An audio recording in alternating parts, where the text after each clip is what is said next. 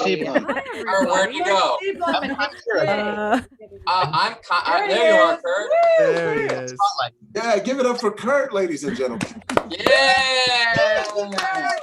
Kurt. Oh, I can't spotlight. There it is. I can't spotlight. Oh well. Okay. Well, you know what? Host? I got you. Oh, there we I got you, Kurt. Yeah. Kurt, I got you. There you go. go. Oh my gosh. I don't have you, Kurt. I do not have you. Kurt, I'm I not got supposed you to. covered. You look For great, everybody here in the room, give it up one more time for the Hot Breath Show. Yeah. Yeah. Right on. All right. My name's Richard Chasser. For those of you who don't know me, I'm here with Rampantly, and I just want to let all you guys know that in addition to the shows going on, there's a bunch of breakout rooms happening every day throughout the festival, and they're free for you. So when you're here, drop in and watch some shows in the breakout rooms. You can also hit up the host and tell them you want to go on and do some time because you're a comedian here, part of the festival.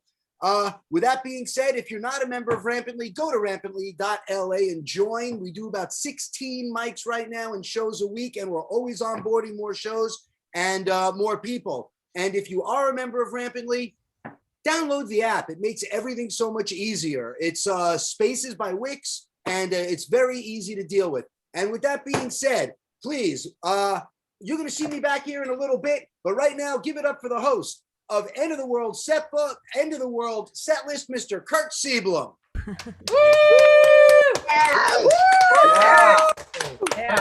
Kurt. So I'm here somewhere. I'm in the background. No, It's okay. That's right. That's You're right. looking better than ever, Kurt. Invisible comic. Hey, I'm spotlight. No, I'm not. Kurt, did you leave? No, There I'm you still are. here. He's We here. see There we you. go. There we go. There he There's is. Kurt. Oh, guys. Woo! I'm so happy to Hey. be all here. And Nick. Oh, not that side. This side. There. There's Kurt. There's Yeah. Kurt. There we go. Thank you guys so much for coming here. So we got a really fun, enjoyable, fan-schmabulous show lined up for us. I'm going to post the lineup real quick for us all here, just so we all have it. Oh, that's a little ugly. Trust me. Most of us are, to be fair. Yeah, but you know, I'll be telling you guys who's on deck and who's in the hole anyway.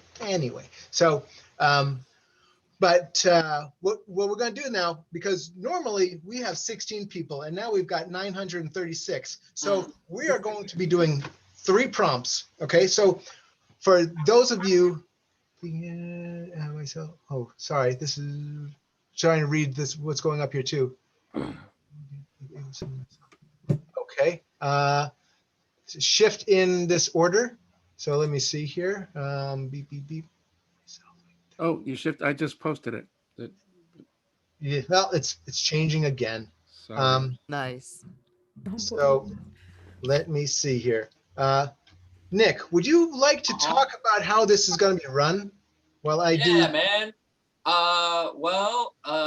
If this is your first time to Setlist, welcome.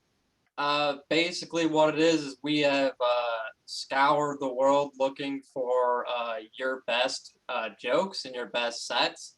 And you're going to tell them tonight as if they are your sets, but really they're just things from prompts. So we're going to give you 3 prompts to riff off of, and you're going to crush them and turn them into the best jokes that you've ever told, because they are your jokes that you've already told. And that's basically, so it's an improv mic, and we have Kurt, who usually is going to lead it off, but are we... All right. Yeah. All right. So here's what we're going to do. All right. Because we're flying on the seat of our pants. That's what we do when it's the end of the world. I posted the first 4 names here. Okay. And we'll go through it and all that stuff. So just so you guys know, too, I had the benefit of knowing who was going to be on the show before time. So I've scoured the interweb for your bios. Trust me, they're perfect. Oh, we got bios too? Yes, I got bio information on everybody. So don't worry about sending me your information. I already gleaned it. And yeah, Nick and I, we stumbled out of our normal bowling alleys to come to this Las Vegas trippy 420 bowling alley. And just so you guys know, these are your best jokes. These are the ones we found in your notebooks, your bar napkins, and post-it notes. We cobbled these all together, and Your diary, your journal. yeah, exactly. And these are the best jokes. These are the ones that got you on Fallon, on Kimmel, or Leno, or Carson, all depending. So because these are your jokes, what we're going to do is we're going to feed them in the chat. So what's really important is that we only use the chat to, like if you're going to chat with each other, that's cool as long as it's private, because we're going to be posting their set list lines in here, right? And Chip, if someone says, that was a good one, Chip, well, he might go into his joke about being a good one, and that's not his best joke. It's an okay joke. But so just to any confusion here, just make sure that the chat is clean, and yeah, that's that. And Nick, are you ready to get this ball of wax rolling? Hell yeah, man. You want me to bring you up? Why the hell not? Hell yeah. Well, everybody, first up is he isn't just a man. He's more than a man. He's a myth. He's a legend. He's one of a kind. This is his first time using Zoom. So let's give him a warm welcome. Everybody give it up for the Doctor, Reverend, Scientist, Master and Commander, Captain of the Sea Ship, Kurt Siebelm, everybody. Yay!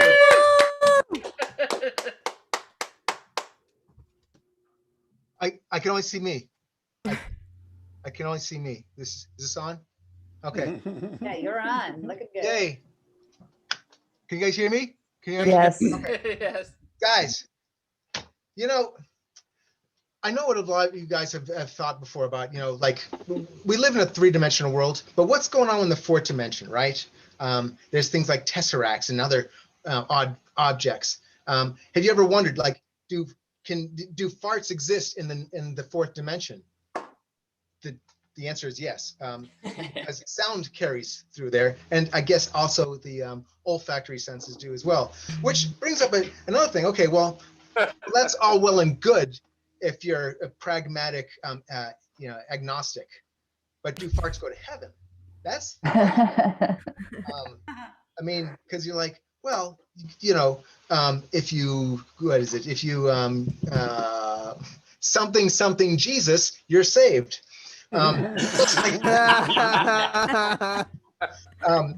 paraphrasing slightly, but I mean, if I guess if farts can renounce their sins and renounce their evil ways, they could. Interesting thing. They say that ghosts are more easily smelled than seen. More. That's more evidence that farts do go to heaven. They have their own place out there. They don't mingle with the regular common folk though.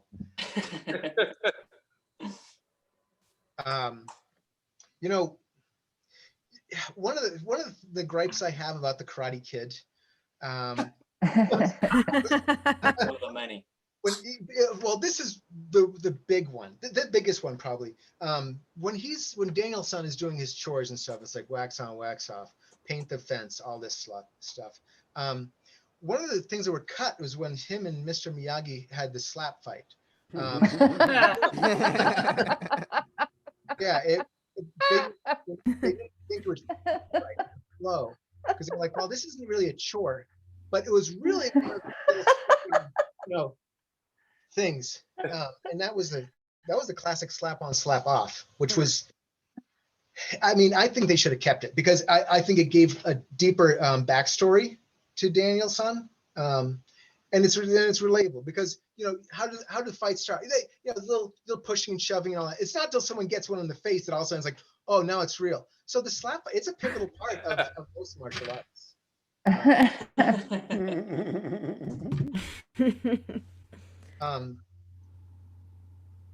Now with all these the company, the big corporate bailouts have been happening, back in 2008. This joke landed back in 2008. I'm just dusting off some.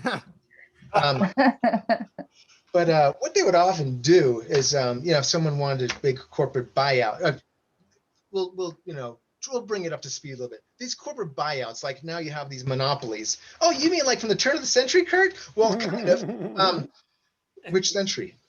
We'll go to the 1900s. Okay, so these huge monopolies, word eluded me. Big monopolies would happen. They're like, okay, well, how can we get someone to buy our monopoly? How could, mom and pop shops are popping up, and that was the bait. It's like, the old bait and switch. You're like, hey, I made an Apple computer, and then someone was like, fuck that, I'm gonna buy it. Well, this is an alternate universe. IBM made the mouse, right? Or Hewlett Packard, one of them. But it was like, okay, they made it. They'll bait them for corporates to come in and snatch them up. They knew they weren't gonna make a living selling pointing devices. Come on. Anyway, that joke killed on anyway, guys, with that, I would like to bring up our next guest. By the way, let's see, in thy hole. I'm trying to be proper because after you paraphrase the Bible, you have to, in thy hole. What? In thy hole, oh gosh. In thy hole. Wait, we didn't get a chance to clap for Kurt. Come on, slap on, slap Everybody on. give it up for Kurt! Oh, there we go. There we go. I clapped for him. Okay, so Slap on, slap off, the slapper. In the hole, we got Rich Kassler, and on deck we have Gabe Abelson. But coming up now, this fine gentleman, the first time I met him, he was at the Salem Witch Museum telling jokes at the gift shop. Very great guy and a co-host. Please put your hands together for the very funny Nicholas K. Yay. Yeah! There you go. Yeah! Yeah. That's about as loud as I can get. Am I on? Am I here? Can you hear me? Can you see me? Yes. Yeah. Yes. Awesome. Hi. Hi. I'm here. I'm here for I'm here for this. I'm here for y'all. Let me see. Let me put this on gallery view real quick. Yeah, I'd fuck all of y'all. Thank you. And we'd fuck you. There you go. Yeah. I would. All of us. I just not now. Well, let's see. Okay, sleepy. Oh yeah. Are you guys in the market for some blood? I know I am. That good shit, right? It's like, there's a new Blade movie coming out. All the fucking LA vampire freaks coming out of the woodwork. They want the best blood. They want virgin blood. Actually, you know what? Virgin blood probably sucks. I want old blood. That's probably the rarest blood. The older you get, if you're 120 years old, that's the rarest blood out. I want that blood. But yeah, my blood dealer is sleepy, which means that he's been having a lot of blood drained from him, and that'll really fuck up your energy levels, man. So if you're a blood dealer, don't get high on your own supply, or don't sell off your own supply. Really, is the moral of that blood dealer story that I just told. And that joke was good, and you laughed at it, and you loved it, and you're gonna tell all your friends about it. Yeah, so there's a new rule in my house. I'm gonna start running my house like a bar. Am I spotlit, or did I lose the spotlight? You're on, baby. You're on. Yeah, all right. I want to run my place like a bar. I'm gonna have a man cap at my place. There's already 3 men living here, and I'll tell you that's too many. That's too many men. I think we're gonna do the cap at 0, and I'm gonna move out, and we're gonna have to find a new place to live. And I'm just gonna have to keep moving once I find out that my cap is being messed up by me existing there. Give me the next thing. The thing about a vacation is that's where you tie the knot. You tie the knot on vacation. That's where you ask your lady to marry you, your man, or your whatever, anybody. You do it on a nice beach in Tahiti when you're out, and that's what I offered my ex-girlfriend. I told her, I was like, I'm gonna take you on a vacation to tie the knot. And I took her to vacation and I got a vasectomy there. And believe me, that's a much better knot to tie, because really what that does is it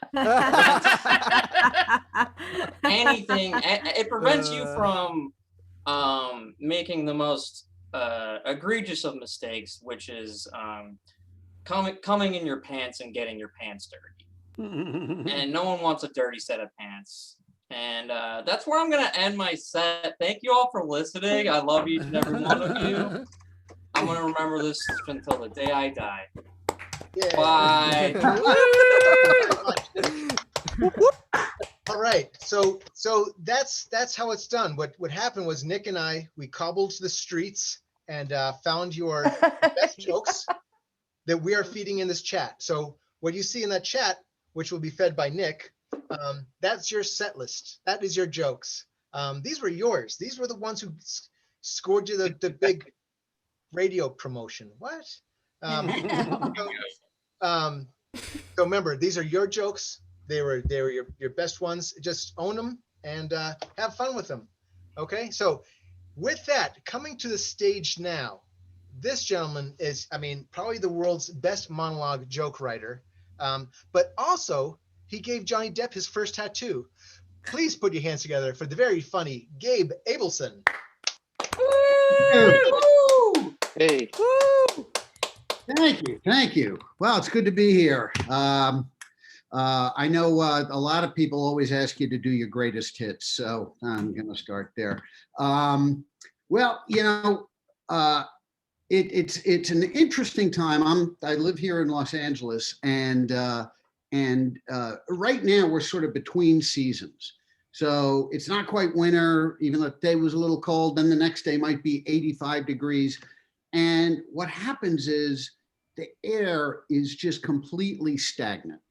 It's just not going anywhere. It just sits there, especially in the valley where I live. So,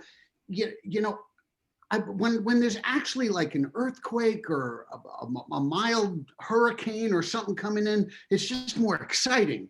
But I don't know what to do with this. It's like life is boring enough already with so many things closed, and you go out, there's nothing going on. But to have no resistance, there's got to be resistance in life, to fight resistance. And if you have nothing to fight, then basically you have no goals and nowhere to go. So the wind right now is pretty boring, let's be honest. I'm waiting for some shift in the winds. When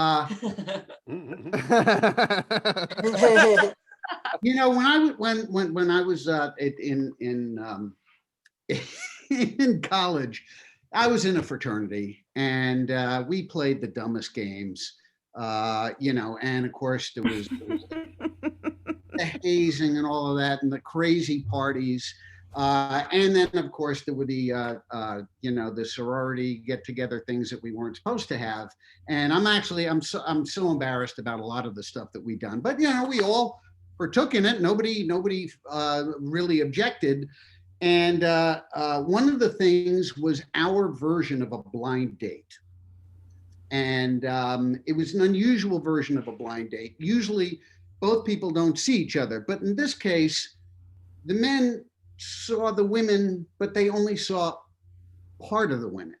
And the idea was, if you could identify the right chest with the right woman from the sorority, it was sort of a mix. And what was interesting was then the women had a chance to, if they could identify a certain part of the man, then that would be the date. And which would make sense, because if you knew which belonged to which women, which belonged to which guy, chances are you've already hooked up. So it really wasn't very challenging. But it was the game that we played, and once we saw that, we had to commit to the name for that chest. And if we got it wrong, well, I can't talk about what happened when we got it wrong, because that was just very embarrassing. So, like all comics, have to do a lot of driving, and you know, some said I use the car more than the plane, especially, you know, the past year there haven't been many clubs open, and you wouldn't believe some of the driving I've done. I actually drove up through Alaska, yes, Sarah Palin, through Russia, then up through Europe, and I made this whole tour, but I did it all by car. And I had, you know, I had my vaccination and my fake IDs and fake passports. I was set. But what happened was, we get to like Eastern Europe, and we almost didn't get to a gig. We were going through Poland, and you know how I was talking about the weather change before. I thought it was a big weather change in LA, because we can go from the 30s at night to the 90s during the day. It was nothing like this. We were driving down the highway, and all of a sudden, I mean, the temperature must have dropped 50 degrees, so that we went from sort of a springy, bouncy tire, you know, that's what you're looking for, to basically like wagon wheel tires on the highway at 70 degrees because of this sudden freeze. And I thought, we're never going to get to this gig. And then the comic that was with me said, wait a minute, you got a new 15 minutes. And I said, I don't have a new 15 minutes on tires freezing, because I haven't done the show yet, and I don't know what the topics are going to be. So he said, trust me, I'm psychic, and I know what's coming up. So anyway, thank you very much. Yeah. My setlist theory tonight. Thank you very much, Dave. See, those were the jokes that got him the head writing in for Letterman for those years. That's how you do it. Okay, guys, let's see here. On deck, we have got Jennifer Valley, and in the hole we got Sandra Reiser. But this next person coming up, oh my God! Okay, not only is he balls deep now and rampantly, he also impaled Kenny Rogers' ear while bass fishing in Texas. Put your hands together for the very funny Richard Kessler.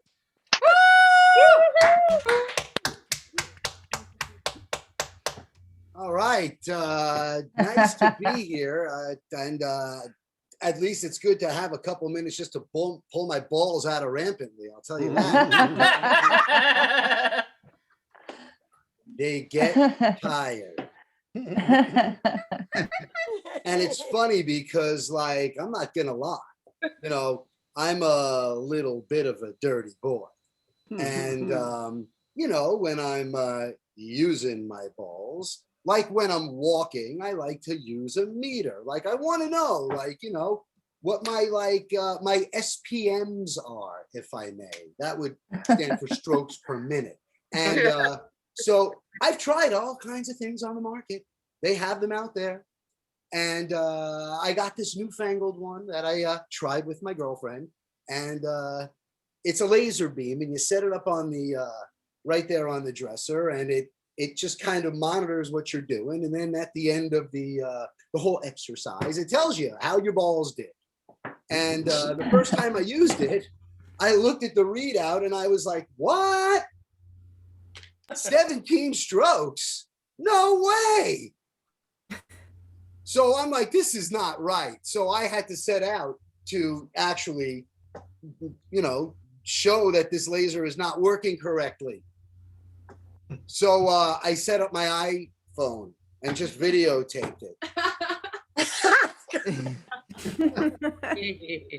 And 38 seconds later, I counted 16 strokes, and I could not prove the laser wrong. I tried. I thought there was another device. There was me. I counted the third time through. I said, forget these newfangled things. I went and I counted. I did, like doing push-ups. Some work, some don't. But you know, you get everyone makes it in there, and I was up to 172. So I guess the old-fashioned way, I was able to get in there and show that my balls still worked, and I was able to prove that laser wrong. I did. I did. I admit it. I had to. You know what it is? I'll tell you what it is. I have this thing for like shit that doesn't work. You know, like we all have drawers full, you know, like you'll open them up and there's like, oh, there's that dick laser that didn't work. Oh, there's the flip phone. Oh, look, there's one of those things that you go like that to put the numbers in order when you're bored. It's like you just have a drawer with old stuff in it. And I have like this weird, like I collect a lot of stuff. People who know me will tell you I collect wine. I collect first edition autographed books. I collect weird old trinkets from old movie posters. I do. I collect a lot of stuff that's like vintage. I don't know why, and I kind of get this chubby for you know, like for broken engines, you know. And that was why the laser was really attractive to me, because I knew it was going to be a piece of shit and I can add it to the collection. But I do. I have this weird thing for like stuff that doesn't work. You know, because what's the fun of showing people, hey, look at this, it's in vintage and it's in great condition and it's perfect. Nothing exciting. I want to see the guy fall off the trapeze. I want to see the car race crash. I want to see the airplanes hit each other during the sky show. That's what I'm looking for. So I collect stuff that doesn't work. So that when people come over, they're like, hey, that's really cool. You're like, yeah, 65 Mustang doesn't start. I just figure that's the way you go. It's my way of giving back. That's how I look at it, you know, because you want to be a person who doesn't let people down. You don't want to pull the rug out from under them when they see your cool shit. So you just let them in on the joke from the beginning. Yeah, doesn't work. Yeah, can't read it. Oh yeah, don't drink that wine. That's been spoiled for years and years. I just need it because the label looks good. That way people don't get excited for something when they come to your house. They go, oh, Rich always has cool shit. I wonder what he's going to break out this time. Maybe it's his Peter Gabriel tambourine. Fortunately. Maybe it's that authentic Frisbee from the 1984 Olympics that Mark Spitz signed. Also a forgery. Like I said, it's my way of giving back. It's my bargain heart, you know? It's like show up, you get what you pay for. I don't charge you to get in, and nothing works when you're here. My name's Rich Chasler. Thanks a lot. Yeah. Oh, way to go, Rich. Bless his bargain heart. Oh man. Okay, you guys, on deck. We've got Sandra Reiser, and in the hole we've got Aaron Ring. But coming up now, she is a Setlist regular. I met her doing the Setlist in Flappers in the before times.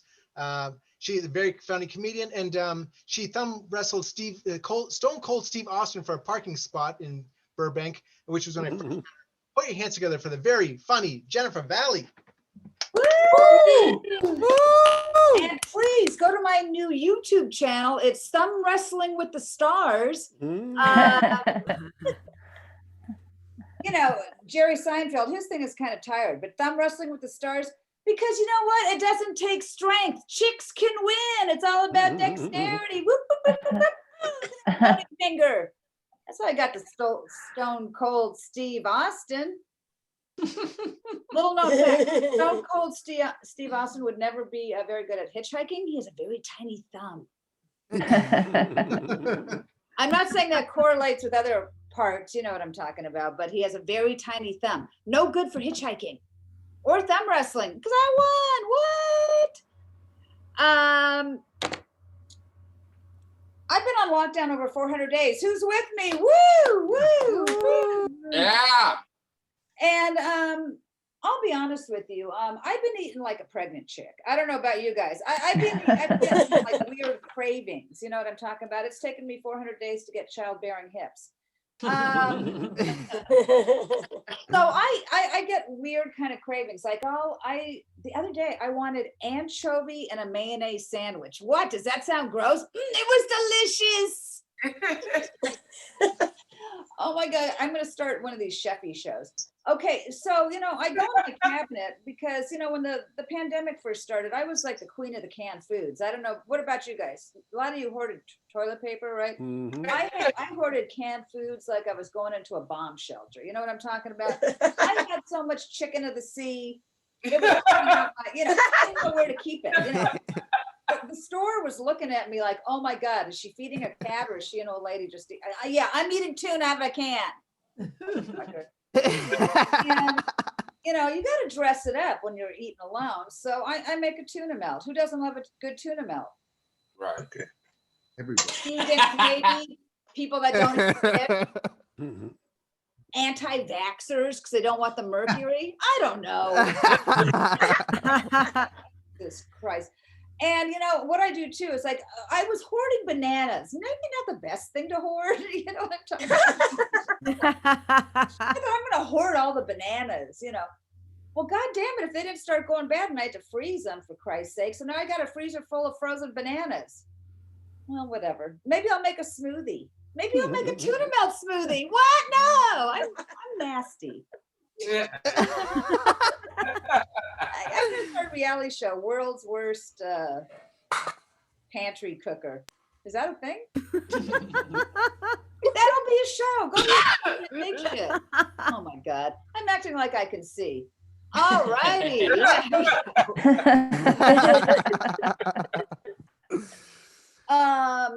I don't know if you can tell by looking, but I'm a Wiccan.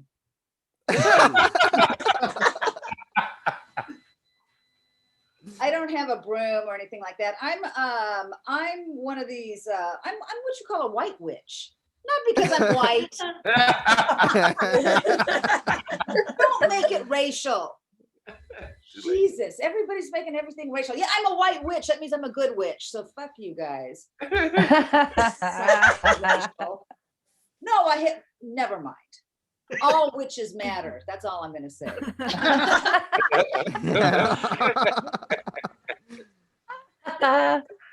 So my kind of thing is, this is the kind of witch I am. I like to bring happiness to people.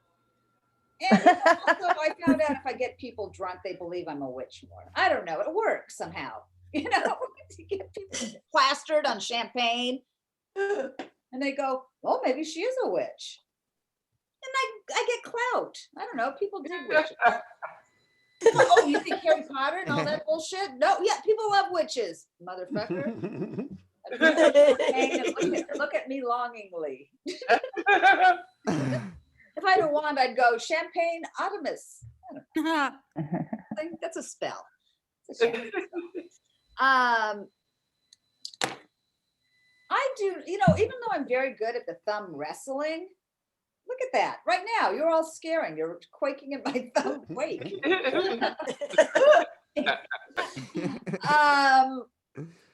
I do not have a green thumb. What? This white witch has a white thumb. Oh my God. I do not have a green thumb. So what I do is I grow things that don't need water. Cactus. I don't know why I'm beating around the bush, you know, yeah. I love cactus. I love the way they look and I don't have to water them. But sometimes I love them a little bit too much. You know what I'm talking about? You know how they say you should talk to your plants? Well, I was doing that with this you know, cactus thing. A spindly cactus. Got a little too close. Talking to the plant and it fucking poked me. Oh shit. I got poked by a cactus. And fucking if not 3 hours later, I got cactus fever. Jesus Christ. There's no cure for cactus fever. So going out in the desert. Hope you tell the other cactus you're sorry. And then maybe eat some peyote and, you know, then maybe the cactus will forgive you. But anyway, that's it for me. Thank you. Yeah. Woo! Kurt, you're muted. You're very muted. Well, keep it going anyway for Jennifer Valley. She Hey! awesome. Oh my goodness. All right. Right along here.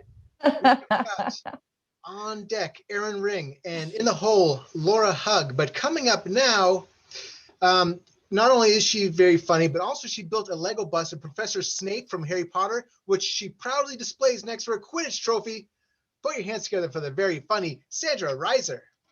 Yay! Woo! Woo! I know you're never supposed to correct the host or whatever, but the name is Risser like kisser. So put your lips together and say it right. I mean, I am adult. I like adults, but wait, you never know. Sometimes little children are fun too. Not that way, not that way. I mean, you get to play games with them. I don't have children, so I don't get to go to the amusement parks or play on the Ferris wheels or the things you do with kids. No, instead, I look around and what am I surrounded with? Large adults. Yeah, the latest large adults. And I have got to tell you that large adults are no fun at all. I don't care if they're the latest one or an earlier model. Are still adults. They are big. The men are hairy and smelly. And the women, oh, tall women, they all think that they are God's gift to men with those long, long legs. And men look at them and go, oh, look at that. She's got legs clear up to here. Well, I've got legs too. And my legs reach the ground. So there. And I don't care about large people, late models, early models, any model. In fact, models, yeah, they're just as bad. Well, that's because they've all got long legs. I mean, come on. What would they do in Iowa? That's where I'm from. Yeah, I am from Iowa. And people with long, beautiful legs, do you think that they can work on the farm? Oh, no, not at all. I mean, they're out on the farm and what happens? Cows come up to them, get their heads between their legs and just kind of push them. Those little teeny, skinny legs with those little teeny ankles. Those women, they get crushed. Just boom, flat like that. And the bulls, the bulls are worse than the cows. Well, the bulls are cow crushers. I mean, you know how that goes. But that's because bulls do what bulls like to do. I mean, after all, they go after things that are red. And a lot of red states are in the Midwest. So everybody knows things like that. I mean, I got to tell you, I like to collect things too. I like to collect all sorts of things because, well, at my age, you know, you need a lot of makeup, but you don't just need makeup. I have false eyelashes, I have false wigs, and my favorite collection is I have false eyebrows. I have an eyebrow collection.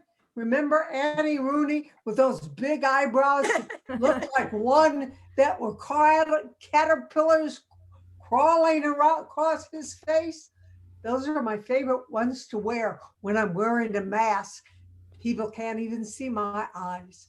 And I'm going to leave you with that. And remember, Yeah. Woo! Sandra. Sandra Risser. Awesome job. Okay, guys, let's see. On deck, we've got Laura Hug, and in the hole, we've got Christian Nair. But coming up now, you can find this gentleman in the summertime at the Gilroy Garlic Festival by the Garlic Juice Dunk Tank. Put your hands together for the very funny Aaron Ring. Hey. Just do not dunk me before I put on the goggles because, guys, that garlic, oh my God, it burns. All right, this one, a lot of you know about my my command performance at Buckingham Palace, and I just want to say that this one killed Prince Philip. Oh no. When I was a kid, oh my God, I loved going to the Smithsonian. I, like other kids, wanted to go to Disney. I would cry to go to. The thing I like most, after the General Lee, which I never understood why it was in the Smithsonian. I mean, it's kind of racist.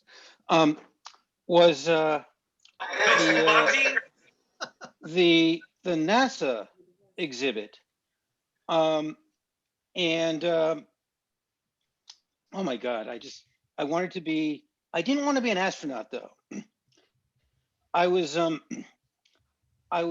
obsessed with the spacesuits, right?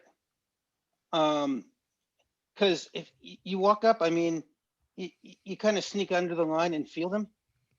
They're actually very soft. You wouldn't think so. They look metallic, but they're silky, really. My parents, I mean, they took me to the gift shop, I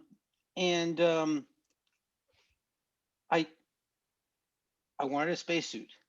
I wanted the comfort of a spacesuit to sleep in, that soft, oxygen tank, whole thing, like a cat box. I get why cats like boxes. It's this, and they wouldn't get me a spacesuit. All they got me were the fucking socks.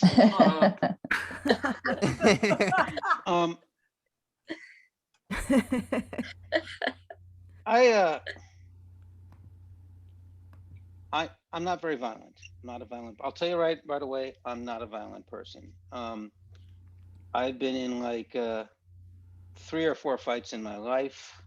2 of them with humans, right?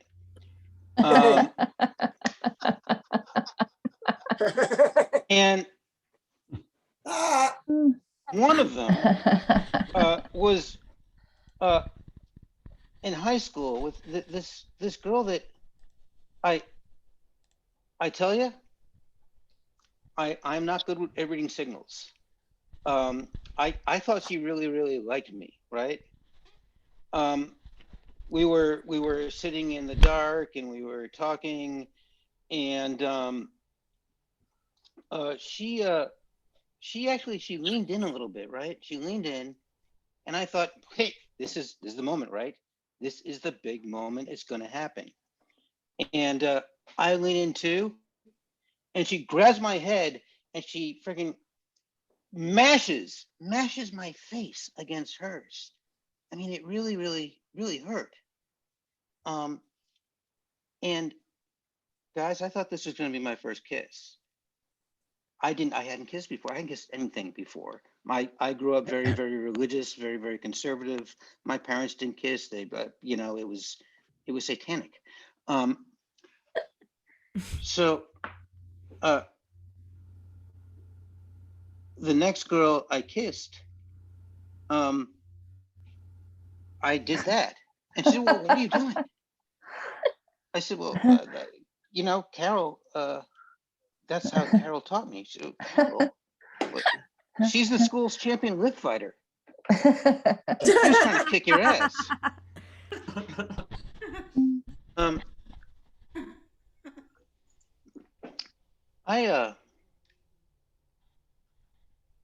I have very fragile teeth. So it's kind of tricky in church when I'm getting communion,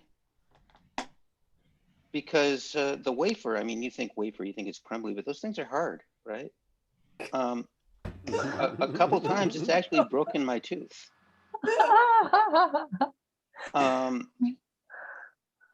I guess that means, Jesus was as kind of hard as you see him on the cross, like really like that.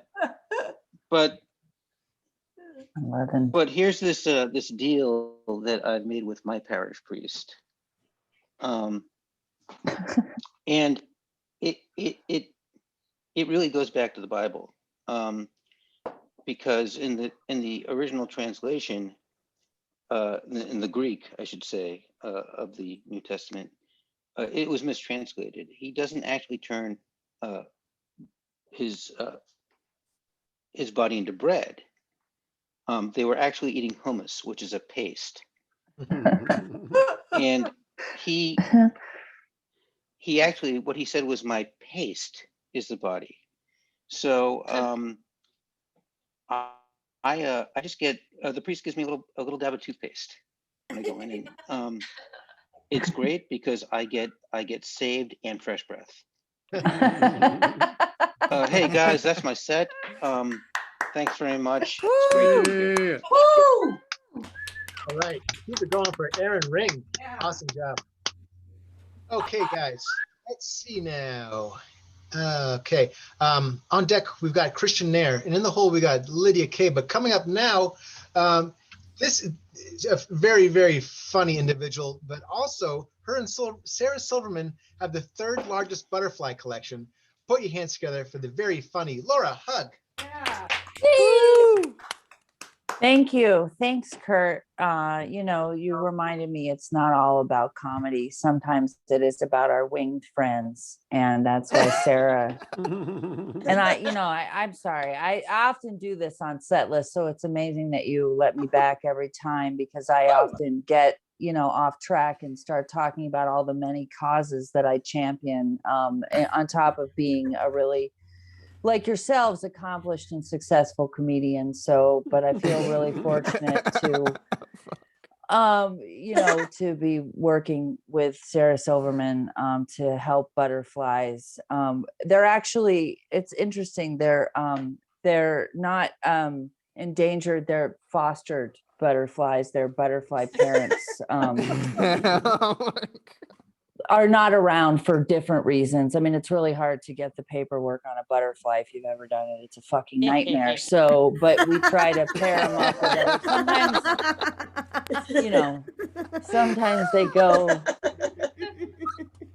sometimes they go with moths, but anyway, I'm sidetracked. Let me get into my set. That, that's what the people want. They want the jokes. It was interesting though. One of the gigs that I did, we went on a butterfly tour, find these, adopt a butterfly, foster a butterfly family. And so we did a lot of different non-traditional performing venues, which was like one gig I got, it was really kind of unfortunate. It was in medieval times, and it was actually, I opened up for the joust, and it was I made a mistake of wearing like a white suit, which I was in my Hillary Clinton sort of phase at the time, and not realizing how much excrement, horse feces. Butterflies are a lot smaller, so I'm used to butterfly shit. It's really quite tiny and solid, but I kept my dignity. That's all I want to say, is that it wasn't my best set. It was not my, like that you've seen on set list here so many times. It wasn't some of that killer. I lost focus because of all the horse manure, but I was told that even though I bombed, that I kept my dignity and grace, and that's what's really important. Which brings me to another venue. Then ended up doing this sort of startup day spa in Des Moines, Iowa. I think somebody mentioned Iowa earlier, ironically. So there was this day spa that was started up. It turns out so we were going to open up for the day spa, and then we thought, day spa, people that go to day spa, they're gonna, it's funny, Sarah never talks about this, so I'm just gonna put it out there. I know this is really supposed to be about the jokes, but sometimes you just need to get this shit off your chest. And anyway, So, sometimes I was the one who booked the venue, but this time Sarah's people took care of it, whatever. And it turns out that we got out there to Des Moines to this, day spa, this startup day spa, super excited for like a nice facial and, some body scrubs and maybe one of those koi ponds that where the little fish eat all the calluses off your feet. And it turns out it was just, the lunatic ramblings of a meth lab owner that there was no day spa. We got out there and it was a fucking trailer in the middle of Iowa. And I was like, I had a lot of people coming. I mean, industry people that came all the way to Des Moines for this, and also butterfly industry people, which are way more brutal than entertainment industry people.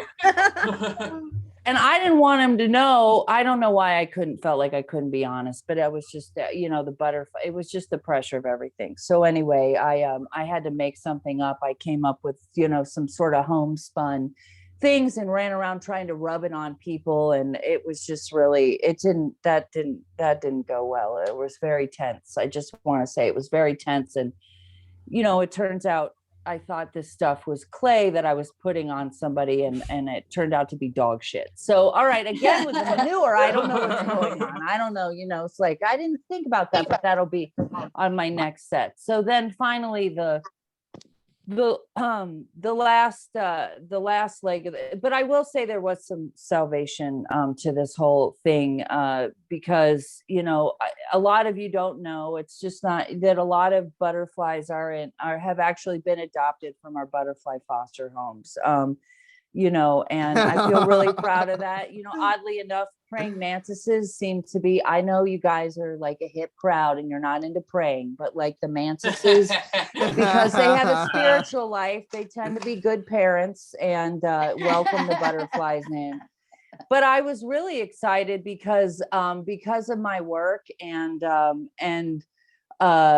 I got an honorary degree from the Toad Academy, and which is amazing because I didn't even finish high school. So, I mean, I don't need it because I'm really successful in most of the other endeavors, except for that, day spa thing that turned out to be a meth lab. But yeah, so, and I'm proud. I don't know. Sarah got one too. Does she hang it in her living room? No, she doesn't. But you know what? I need to lift up my fellow comedians, not drag them down. So yeah. So anyway, I don't know how much of the material I really did. Somehow, I'm very emotional and connected to this. So I have a huge heart, bigger than most comics. It's because I'm a good person, and it's slightly enlarged because of a genetic defect. So that's my set. Thanks very much. Yeah. Yeah. Okay, guys, trucking right along here. Let's see, on deck we got Lydia K, and in the hole we got Josh DiDonato. But coming up now, this guy not only is a very funny comedian from the Bay Area, he was also a yo-yo champion at age 7, which enabled him to tour with Pearl Jam. Please put your hands together for the very funny Krishna Nair. Woo! Yeah. Yep. Thank you. My Pearl Jam collab was huge. Who would have thought that plastic toys made in China just went so well with, really kind of depressing grunge rock of the 90s. It was a match made in heaven, really. But listen, I think am I pinned, by the way? Yeah. Oh. Okay, cool. Kind of. Anyway, I think looking back on my childhood, I think that's when we start to realize that we were all the weird stuff that happened, growing up.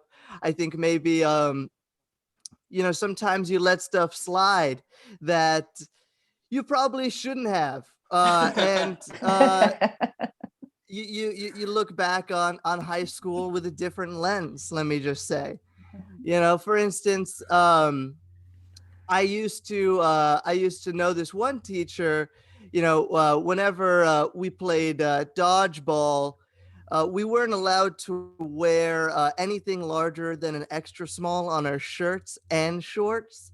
And that means like everyone. It was like Pop Warner rules, one size fits all. So we were just out there, no matter how big. The big kids had the extra smalls too. Those were like thongs, And you learn a lot about anatomy at an early age. And the weirdest thing is that that wasn't even a PE class. That was history. And so you start to look back at your pair of tight senior shorts that has a bunch of old last names written on it, like way too many. Yeah, so I definitely look back on high school with the different lens.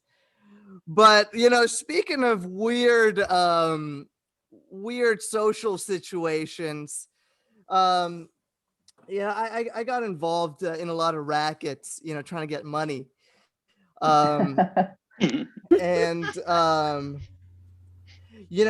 let me tell you, straight guys will come up with the weirdest shit. I'm also a straight guy, so I know.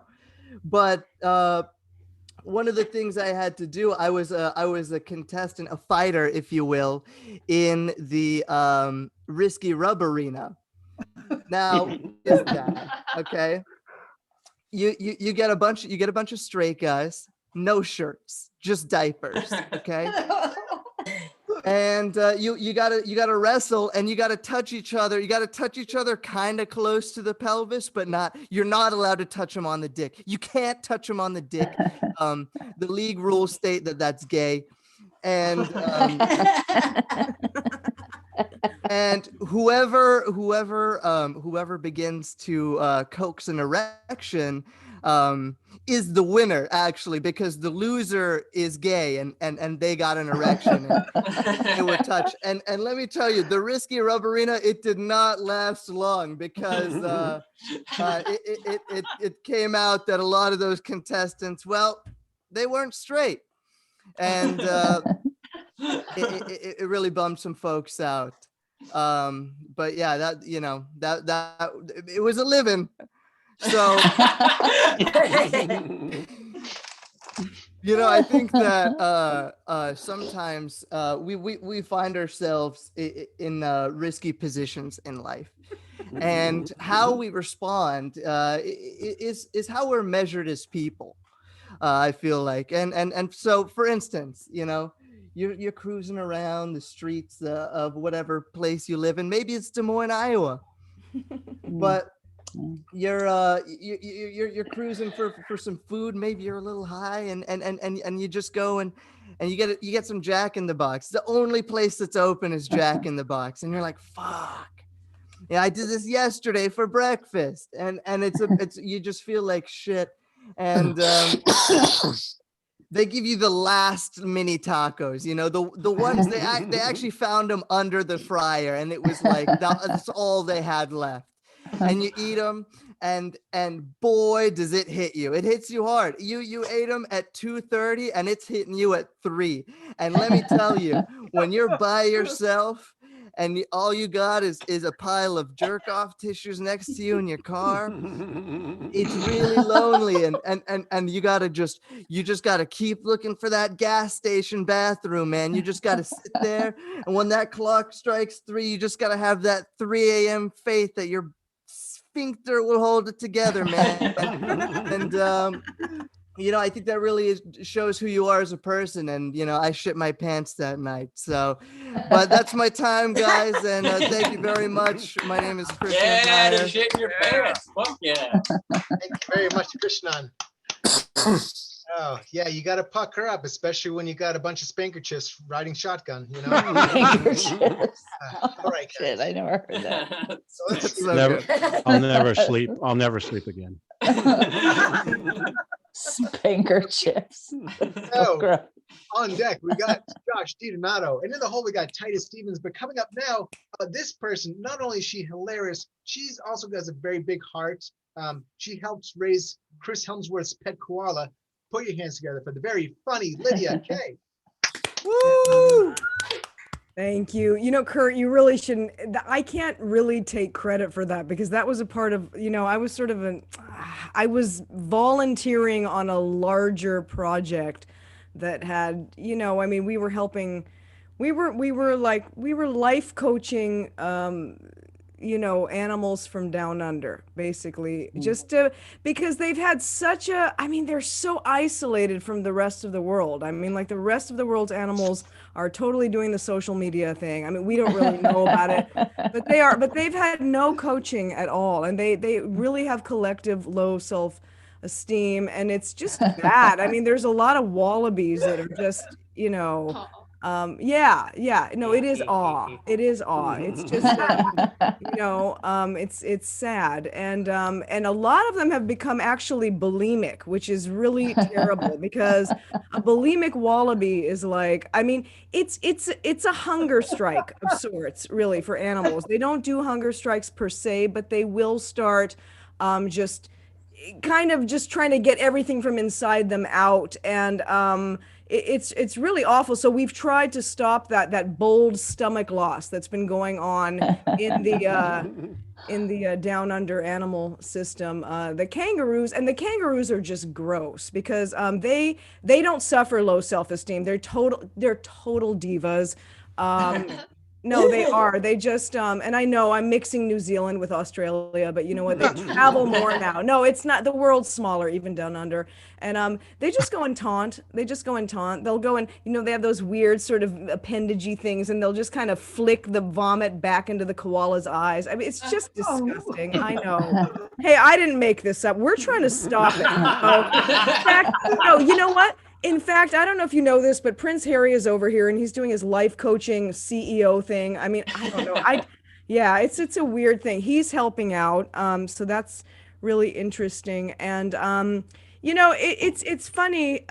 It's funny that they're in California, Meghan and Harry. And I don't know if anybody knows, but they have a sort of a side thing, which is that they're trying to bring awareness to the world about wine and grapes and vineyards. Yeah, because apparently, the wine you all and we all have been drinking is not wine. In fact, wine has not existed in its true form since the 1500s, actually. The last true grape was eaten by who was alive in the 1500s? Some guy on one of those ship things that came over here with the bad people. And they ate the last grape and then came here and we're planting, kidney stones, actually. And they grafted the kidney stones of, the inbred royals over there. And so later they developed, they thought, it's coming out. We somehow can get juice out of this. I think we can make wine. You know what? Let's just call it wine and sell it to the Americans. And, anyway, next thing you know, white Zinfandel. Okay. So, yeah. And so really, the Real Housewives of everywhere are just becoming alcoholics on the kidney stones of old monarchs, which is troubling to say the least, because the ghost factor there has got to be something else. And you know what? Here's the thing. I don't know how I'm going to tie this in, but you know what? I'm just going to go non sequitur. I don't know. Another one of the terrible things that we left behind back in the old countries over there were, they used to have contests for. Now the Russians have always been like the leaders of the ballet world and everything like that. But we only see the ones who make it. Oh God! No, the audition process. You guys think LA is terrible?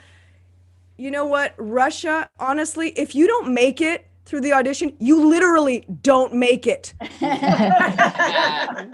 through the audition. Anyway, I think I'm going to leave it there. Thank you so much. Do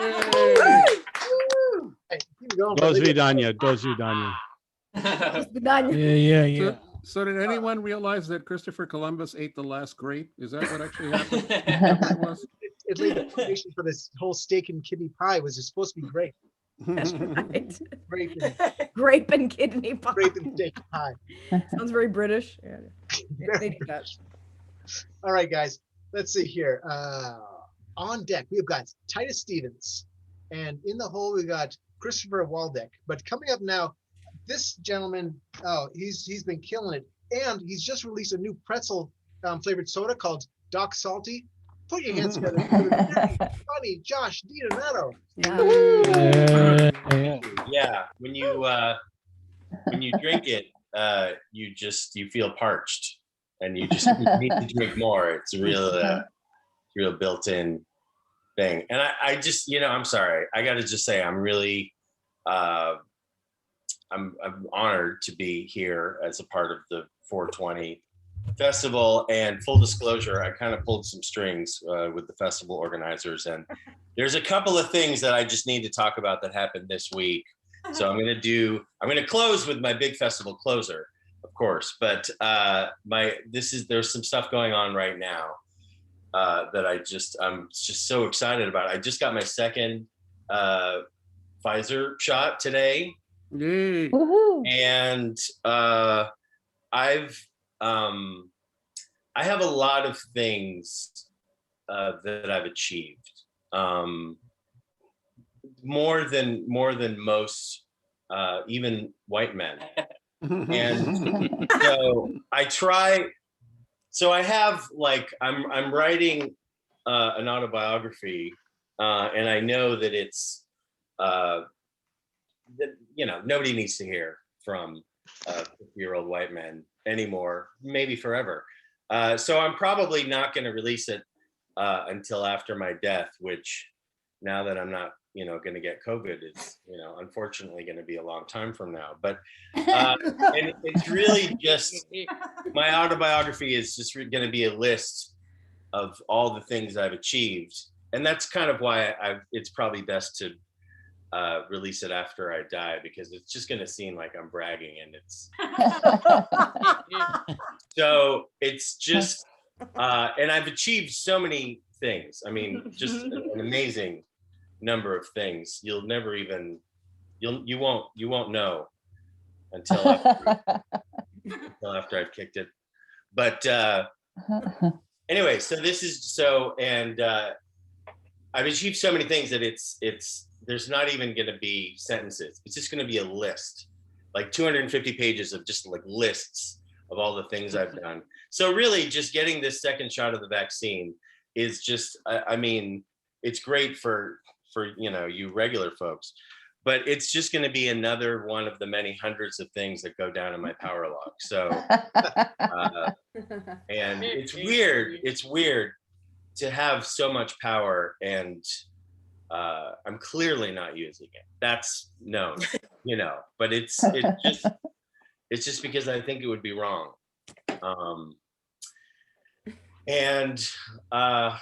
Anyway, so I kind of had to mention, just because I am really excited about getting the vaccine, even though it means relatively nothing in the course of my very, very many things.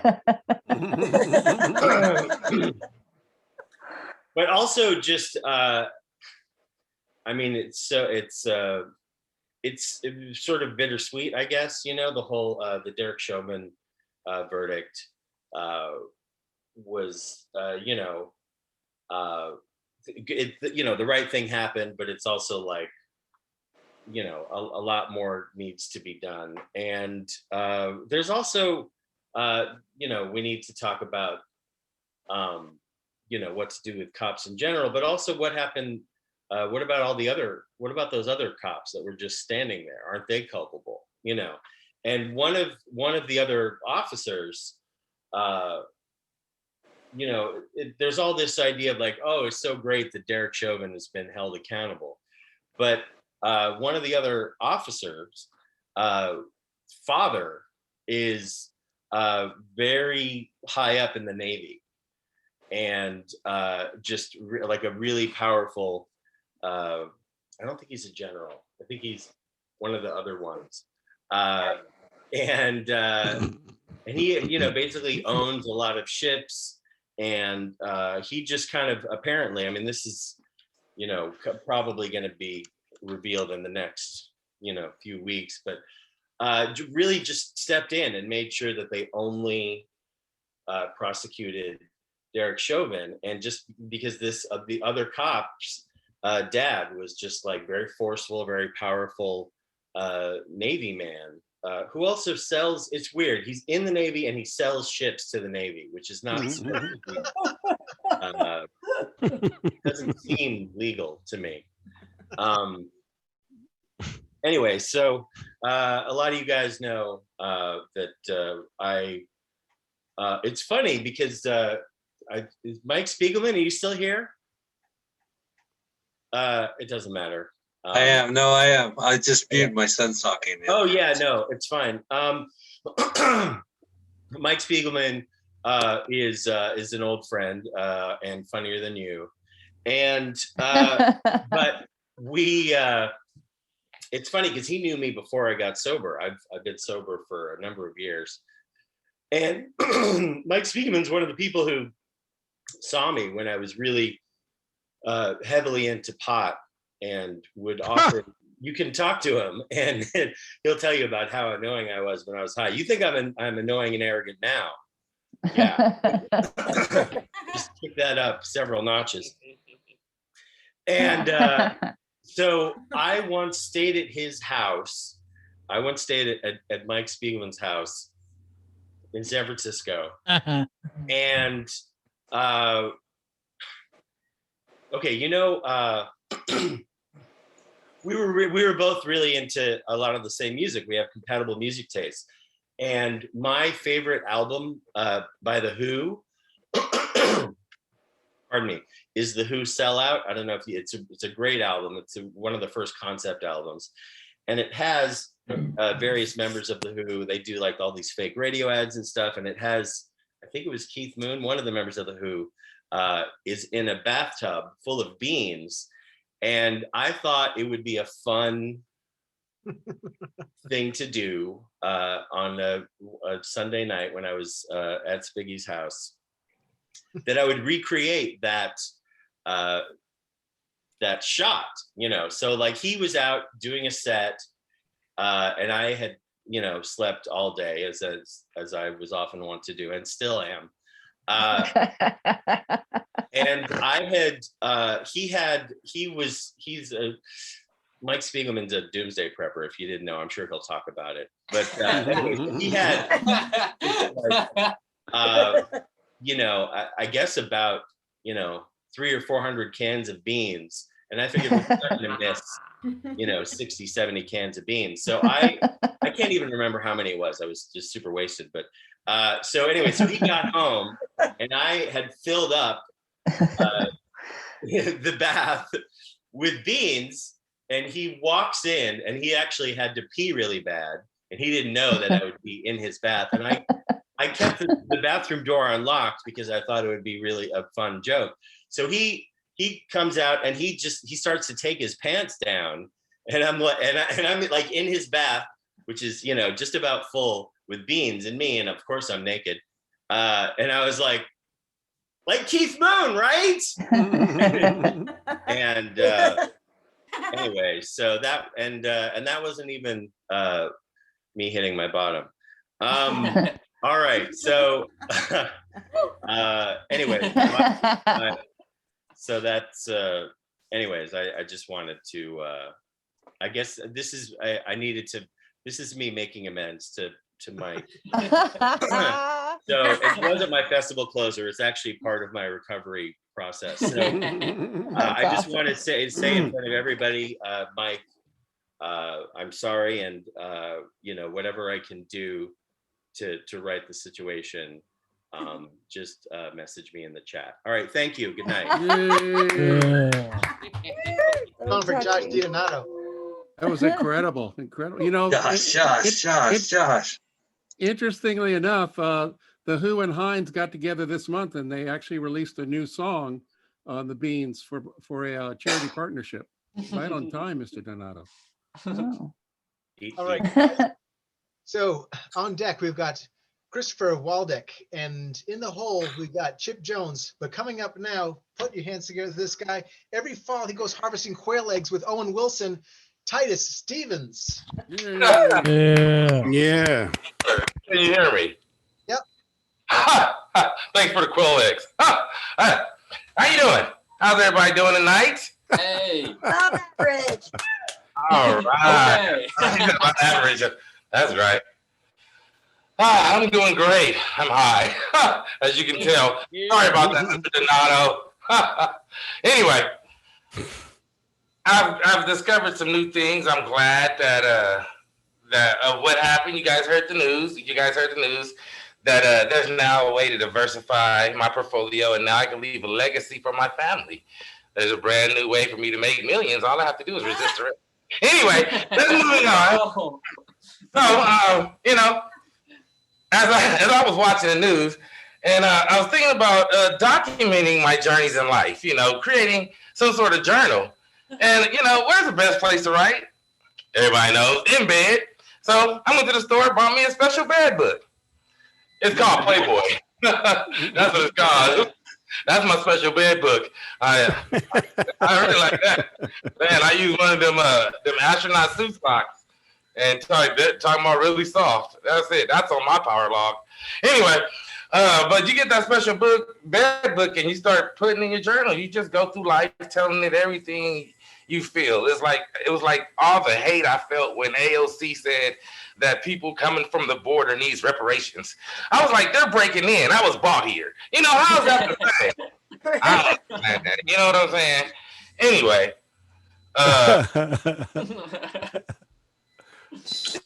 at this time, for her to say something like that, it was just overrated for me. For her to say something, but I started it. I kept going.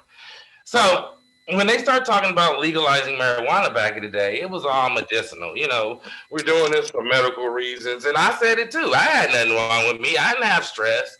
I didn't have no backache. I didn't have low shot glaucoma. But it worked. I said, great. You know what I'm saying? We got it on in. Now, this vaccine. And, you know, to everybody that took the vaccine, good for you. But you guys like you ain't never seen that Nicole Kidman movie when they was all lined up to take that shot and they had to go to sleep and woke up in a cocoon. Next thing you know, mindless drones. But I'm not a conspiracy. Don't take it wrong. Take your vaccine.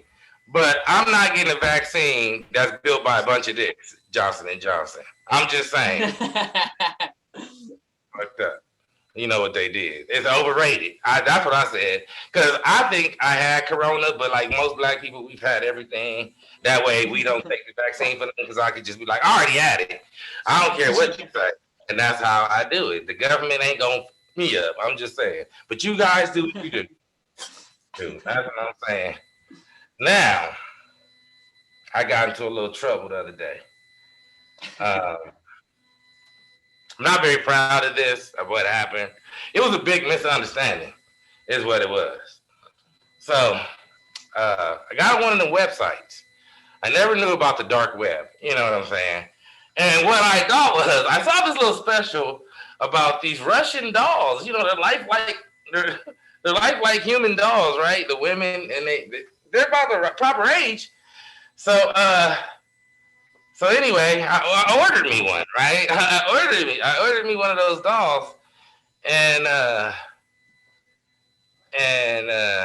when I opened up the box, it just wasn't what I was expecting. You know what I'm saying?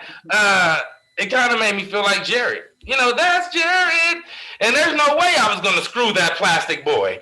But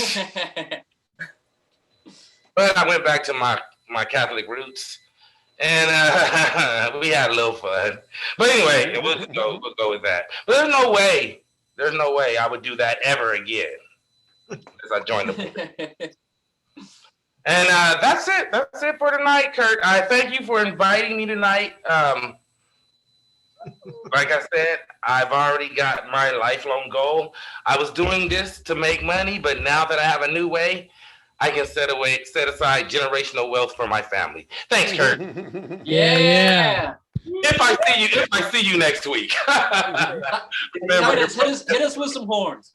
Yeah. Put that for Oh. All right. Good luck with that book deal, Titus. Thank you. All right, guys. So on deck we have got Chip Jones, and in the hole we got Tom Myers. But this next person, he ran a very lucrative seal clubbing operation in the early '80s. Please put your hands together for the very funny Christopher Waldeck. Yeah. Oh man, you were supposed to keep our DMs private, Kurt. Oh man, that was such a lucrative business, and now I'm pretty much here in Vegas just so that way I can just pretty much blow all that money away, because that's just what you do now. I hear everyone talking about budgets and you're going to eat responsibly. You're going to have polyester snack options. You're going to have all this healthy food that you're playing in. I'm like, we want a budget. I'm like, why?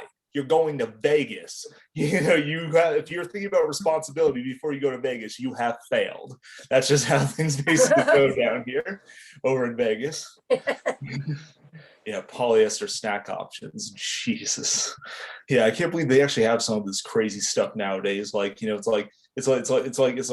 like people jerk off in their bed, and now you want to feel like you're eating your jerk off with polyester snack options. Seriously, what the hell's wrong with the snack industry?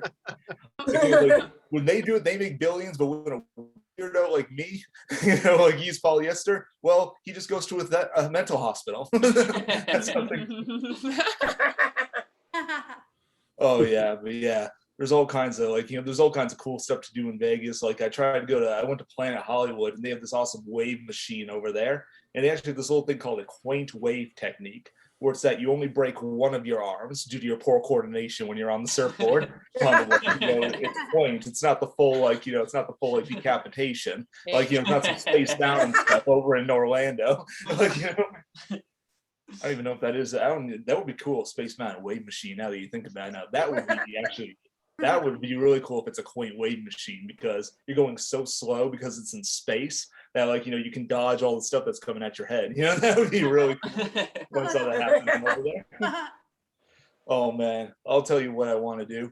What I want to do, when I grow up, I want to do it, but I can't because I have such a high phobic of needles. I'm so phobic of needles. I got the vaccine. I did my part. I got the vaccine, but that thing was a fucking bitch. To get that vaccine done, just because it's when you have a fear of needles, I'm just I just look at it, I just see the little thing going in. It always feels like I'm watching one of those endless little railroads going into a cave. I'm just okay, are you finished? It feels like I'm watching that in repeats and stuff. Literally, seriously, when you are afraid of needles, every Band-Aid is a tissue tattoo when you're afraid of needles, because that's as close as you can get to having that inside your arm. All right. Well, that's pretty cool. Yeah, I'm Chris Waldeck. I'm the only token Vegas comedian here. The two comedians on the Vegas 420 Festival. I'm excited to be here today, and glad you can all celebrate some bad decisions with me, And if you get drunk enough, you can have plenty of tissue tattoos as well, because you'll likely be crying when you see $5 tattoo. Man, I have a bunch of dicks permanently statured on my torso, because that's just what you do. But you enjoy it, because that's why you come to Vegas, to make bad decisions. Good night. Yeah. Going for Chris Waldeck. And really want to thank you for inviting us to some of your choicest bowling alleys up here in Vegas. These are just these bowling alleys, huh, Nick? Yep, they all come with acid. Ones. That's how you go in Vegas, all with acid. That's it. All right, guys, let's see here. On deck, we've got Tom Myers, and in the hole, we got Grace Yao. But coming up now, not only is this a very funny Washington, D.C. comedian, he was also the background dancer and vocals for Donny Osmond. Put your hands together for the very funny Chip Jones. Yay! Oh man, those were the golden years, wearing that white polyester. Woo, woo. That was great. I love that. I do before I get started, I have to give a shout out to Chris Waldeck and the Penguin clubbing business he had, because I came in late, and I tell you, it was exquisite. I mean, you have never had the kind of fun when you see a penguin with his flappers just making it rain up in the club, you know, and Chris would do this service for them that was called Message in a Bottle service, which was amazing. I give shout outs to him. I have been looking at running for political office. You know, I'm at that age now with the gray hair and stuff that I think that I could probably pull, you know, maybe not state representative or anything like that, but I could probably get a mayorship, you know, a mayoral candidacy going. I'm even jumping ahead on it, you know. I'm moving to looking at what happens when I retire, you know, when I get voted out of office. And I figure I'm going to go big, just like a president. I'm going to have my own little library, you know, have my favorite books. Most of them will be graphic novels, of course, you know. You know, I'm gonna go like, you know, like LA style, you know, like the big kidney pool in the backyard that you see in the LA real estate, except that's the way my library is going to be. It's just going to be a big kidney shaped library with all my mayor stuff. I'm sure there's a technical term for it, but that's what I'm going to call it. Chip's mayor stuff kidney library, I think is what.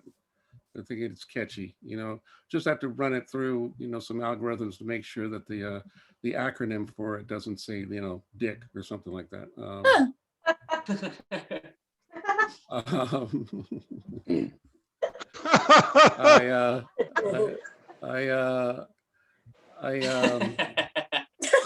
I made a big decision that went really awry this year.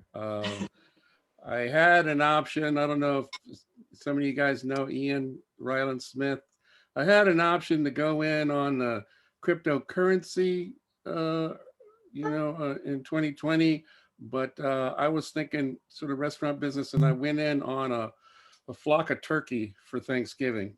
I thought, you know, it was going to be a big seller, but then everything got shut down, you know, for Thanksgiving. Everybody was doing these small gatherings, so nobody's buying these big birds.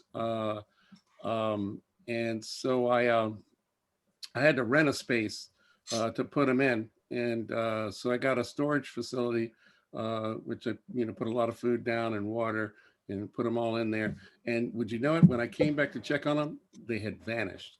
My whole flock just disappeared. And to this day, I have no idea where they are. The only thing the police were able to show me was a short security cam video of all these turkeys in a Ford F-150. You know, I have no idea how they were able to rent it, and the one turkey that was driving it, I don't know who was running the pedals for him. So, but if anybody sees a Ford F-150 with about 30 turkeys in the back and 2 turkeys in the cab, you know, get in touch with me, because I'm still looking for them.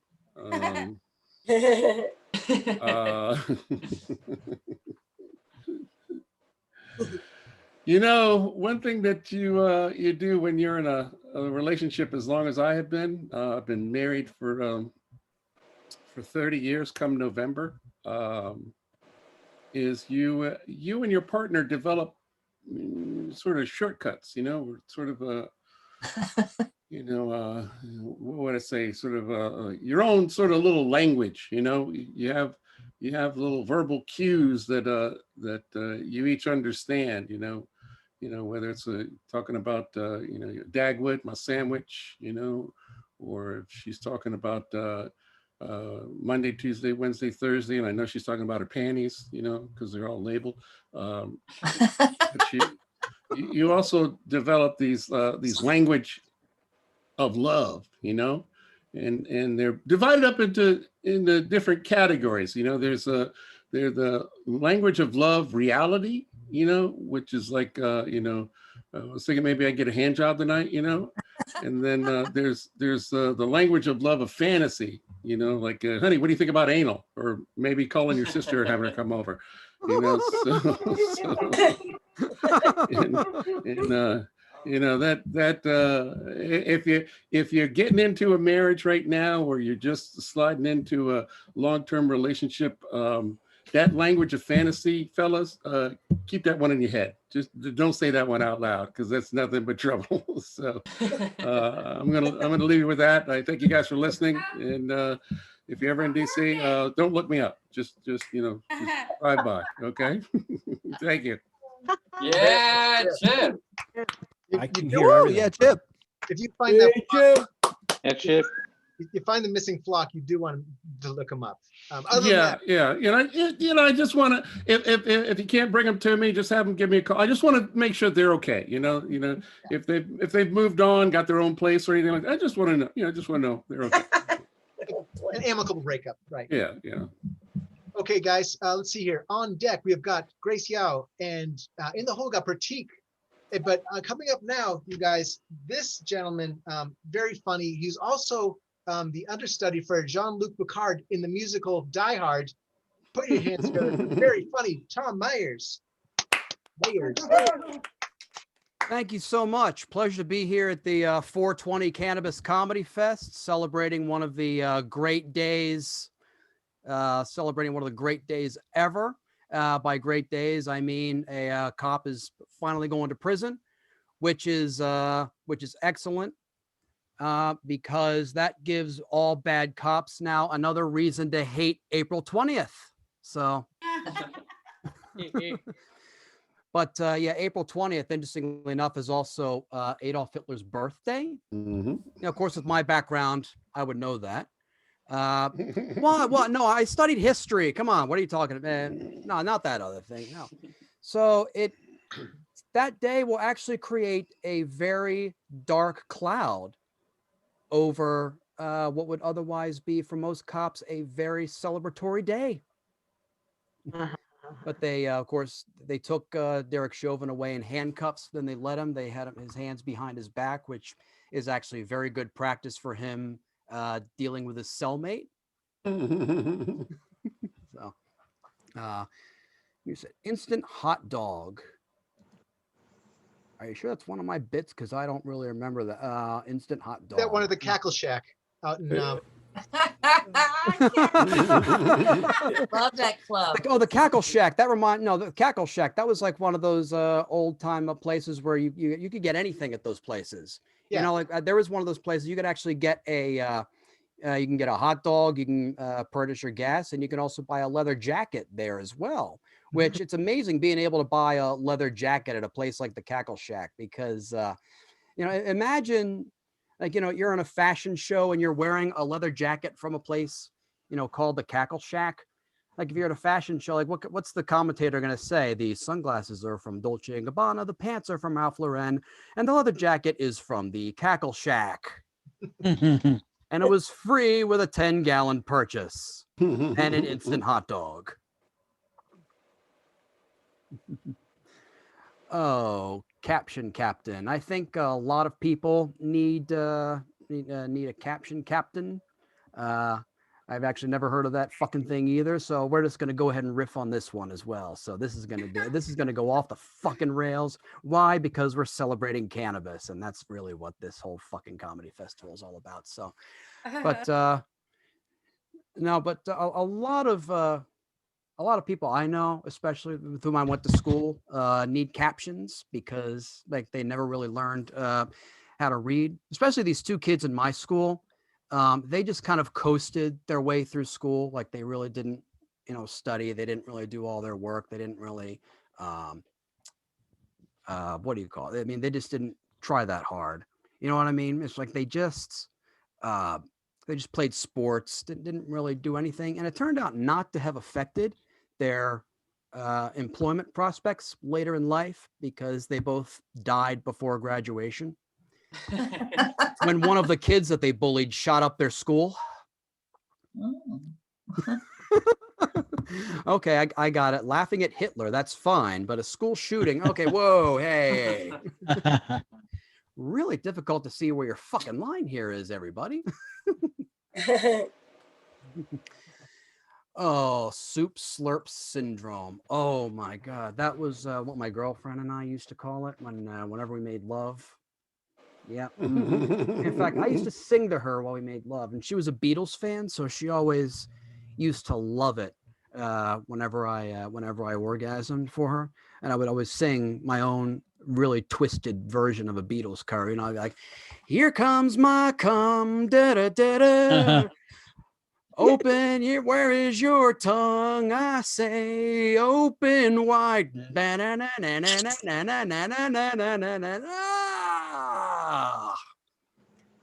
you know what? With all that energy at my age, I just don't have time for an encore. And that's why I'm saying that's my time, ladies and gentlemen. Thank you so much. All right. Yeah. Woo! For Tom Myers. Yeah, Tom. Right, guys, trucking right through this here. Let's see here. On deck, we have got Pratik Srivastava, and in the hole we got Jeff Krakenberg. I think he's Jake Krakenberg. But coming up now, this person is very hilarious. But also, you should subscribe to her YouTube channel where she teaches kittens how to knit. It's called Knitting Kittens. Put your hands together. Grace Yow. Yay. Yeah, what else are you gonna learn how to do in COVID and your lockdown? Knit kittens, right? Got some kittens, get their little furs everywhere. You got to use them somehow.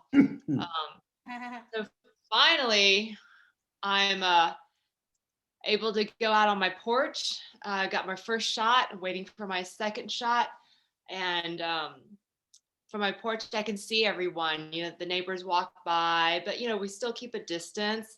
I say hi to other people's cats, dogs. Yeah, I don't know why. We have a lot of cats that are just outdoor cats in the neighborhood, and who knew? So after knitting all those kittens, I developed a really bad allergy to them, so I can't be around cats. But here they are, lots of my neighbors just letting their cats, you know, roam around. Keep them home, please.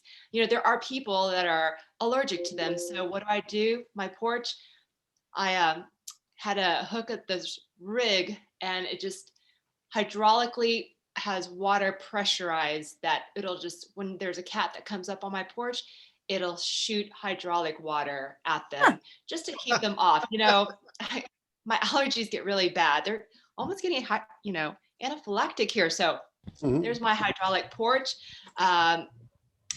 Shark Tank called me, actually. I didn't even have to go to Shark Tank. They called me and they were like, hey, we heard about this amazing hydraulic porch thing that you made, and we want to invest in it. So hey, it's making me some money. Who knew? And boy, you know, when the weather is getting kind of just back and forth, especially I live in Colorado, so it's like it could snow one day and then be sunny the next day, and then we have a blizzard again. So whenever we have the weatherman tell the news, or weather person, gender, tell the news, we're like, yeah, we start making bets on, you know, is it really gonna happen? You know, is it really gonna be sunny? Is it really gonna snow? I bet, you know, they're 50% wrong. So of course, you know, the highest the highest, we start making bets, right? Start making bets, and it's like a bullseye. You probably won't hit it, you know, the middle, but you know, that's the biggest pot of money, and that's like the most outrageous. If someone says, I bet it's going to tornado, when it never tornadoes in Colorado. But hey, if it tornadoes, they get the $100,000 that we all threw in. If it's just rain or snow, maybe $25. So we call that tornado porn, because you get so much of it and it's addicting. And we always bet on it. We want that lottery. So, and gosh, I'm so glad it's spring. Finally. I hear the birds singing, they're mating, they're making nests all over the place. I've had to throw out a few because they were in my fake trees that, it wasn't a good thing. So we thought, what are we going to do? Use a hydraulic porch again? No, that's too mean for birds. I mean, they're tiny. It'll probably blast them into oblivion. They're just no, that's too mean. So we have the using water again. We are using this bird bath, and we thought, hey, maybe if we just put a bird bath on our neighbor's porch, they'll, when they get dirty, they'll go over there and take a bath and build a nest there, because we don't have the amenities of a bathroom for birds. So, go over to the neighbors, and maybe they'll have a little toilet, a little bird toilet and everything, and bird shower and bird bath, and maybe a little bird sauna. Okay, that's my time. Thank you. I'm Grace Yao. Yeah. Keep it going for Grace Yao. Nice. Oh man. All right, guys. Moving right along here. Let's see here. On deck, we've got Mike Spiegelman, and in the hole we got Marilyn Monrovia. But now, this gentleman made a fortune shoveling Jimmy Belushi's driveway during the winters. Put your hands together for the very funny Chicagoan Pratik Srivastava. Yo, what's going on? 420. I'm a disembodied voice apparently. Hey, what's going on here? Sorry. I forgot to, I shoveled for the Belush, and he gave me one of his harmonicas. I have it somewhere in this rubble mess. I was gonna play a little harmonica for you. Who wouldn't love some shared harmonica right now, right? Because what am I gonna do? Clean off Belushi's harmonica and get rid of the saliva that makes him the golden god of comedy that is Jim Belushi? No, I will soak in his saliva too. It's fine. What is it, a pandemic? We can share a little saliva. It's not every day that I get to shovel Jim Belushi's driveway. It's great. It's paved with the bones of his brother John. It's fucking wonderful. You gotta manipulate through the bones of John. It's fine. A lot of eyebrow hair on his driveway through, because those Albanians, they be gotting some thick eyebrows. Those Albanians, hells to the yeah. You're gonna cancel me for talking about the eyebrow length of Albanians? Look at me. My beard is made out of eyebrow length, okay? So it's okay. You can't do that. And you know what happens when you try to cancel Pratik Srivastava, the best shoveler for the Belushi family? You win a free knee surgery. That's what the fuck happens when you try to cancel me.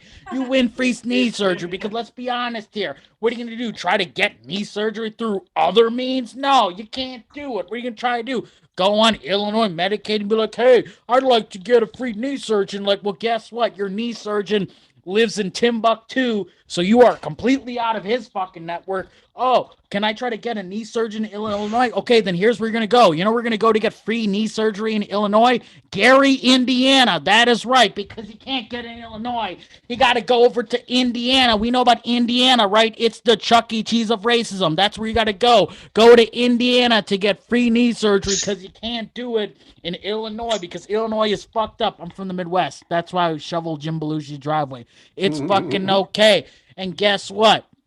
When you're shoveling Jim Belushi's driveway, you hear things. Yeah, what do you hear? You hear the disembodied voice of Goodman, John. Yeah, because Goodman, John was like, hey, if only I can reignite the Blues Brothers franchise. How do I do it? Because it could have been Jim Belushi, right? We all saw Blues Brothers 2000. Don't act like you don't be knowing about Blues Brothers 2000. It could have been Jim Belushi resurrecting the spirit of his brother John. No. But they went in a different direction. They took creative license and decided to get Goodman, John, who was riding high off of Roseanne and the Big Lebowski, and they're like, you know what? He's got a soulful baritone, and he's from the Midwest, So he would be perfect to fill the shoes. So they put him in there. And he's like, yes, I will take over the spirit of John Belushi. He held a seance. And you know what he did? He held it in the bathroom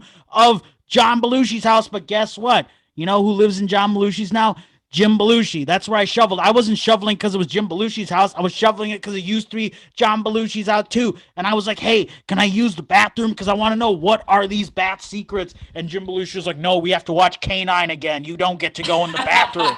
You got to watch K-9 5 times before you can use the bathroom and answer one riddle. And that riddle is about how, you know, Albanians' hair length can only be this length, and you don't want to do that. So I had to watch K-9 again. It was fine. And he had a 20-minute cameo, which that's a weird length for a cameo, right? Like, cameo should be 5 minutes at best. But no, he had a 20-minute cameo in Jingle All the Way. So we're like, well, I guess that's fine, Jim Belushi. You can be in Jingle All the Way. And guess what? You can call me the minister's creature. That's fine, Jim Belushi. You can fucking do that. See, I'm just, I was like, hey, Jim Belushi wanted me to shovel his driveway, call me his minister's creature. I'm gonna use his fucking bathroom. It's fine. Like, I'm just, it's fine. Like, I will raw dog this set right now. It's fine, because when I told this set back in the day at the Jim Belushi Factory Palooza hut thing that lasted for 3 days because Jim Belushi didn't pay his taxes. Oh, who would have thought that? Your snow shoveler knows that. I know the snow shovel. I know the tax code. I know fucking everything, because that's what happens when you're a minister's creature. Also, when you're a minister's creature, you get a good-ass beard, right? You've seen gargoyles. Gargoyles don't got beards like this. This is a minister's creature beard. This is fucking great. And to top it off, I'm not just any old minister creature. I got a beard and a black jacket too, which that's fucking awesome, because with this beard and black jacket, I look like I'm doing tech support for ZZ Top, which that's the real story. Is I do tech support for ZZ Top. I shovel Jim Belushi's beard. I'm wearing a jacket right now with sweatpants, and if that isn't 420, I don't know what the fuck is. Happy 420, everybody. Good night. All right. Yeah. Nice. Basketball. I don't know if you guys noticed when he pulled his beard, he had a copy of K-9 underneath there. Yeah. The Walmart 99-cent bin is underneath my beard. It's fucking fantastic. All right, guys. Let's see here. On deck, we've got Marilyn Monrovia. And in the hole, we got David. Yeah. But coming up now, this gentleman made his fortune as a pinky ring model. Put your hands together for the very funny Mike Spiegelman. Yeah. Hey, all right. Well, thanks. It's great to be here. I just want you guys to know who I am, whether it's through Zoom or outside. I'm the same person, a maskless white guy. Can't miss me. That's me. I'm also the king of the bubble game. The trick to get like exquisite bubble gum is to hang around the Safeway right by the door where the gumball machines are. And you just you're pretending you're looking at your watch if you wear one. And then when a kid puts in a quarter to get a gumball, stand behind them very casually.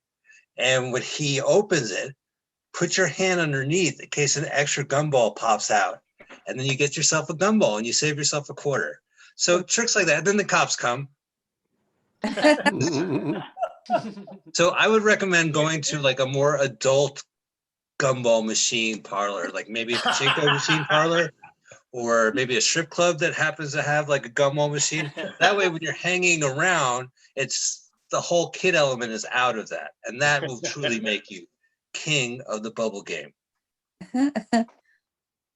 So, I'm Mike Spiegelman. The quarantine has been great for me. I've been reviving new hobbies. As you guys may know, I do revive ivory art.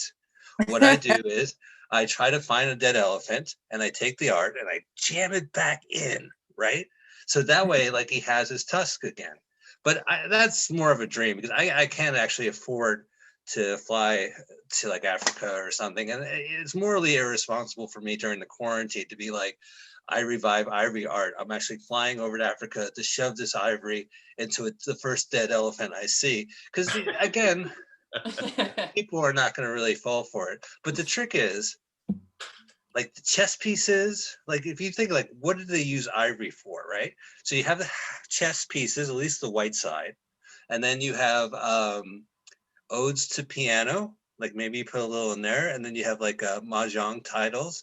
So I come by And I just sit there, I have a Q-tip and I have a little bit of ethyl alcohol and I dunk it in there and I just touch each piece of art until they call the cops and ask me to leave the house, because there is a quarantine and it really is inappropriate to have a stranger sitting there cleaning your ivory during the pandemic.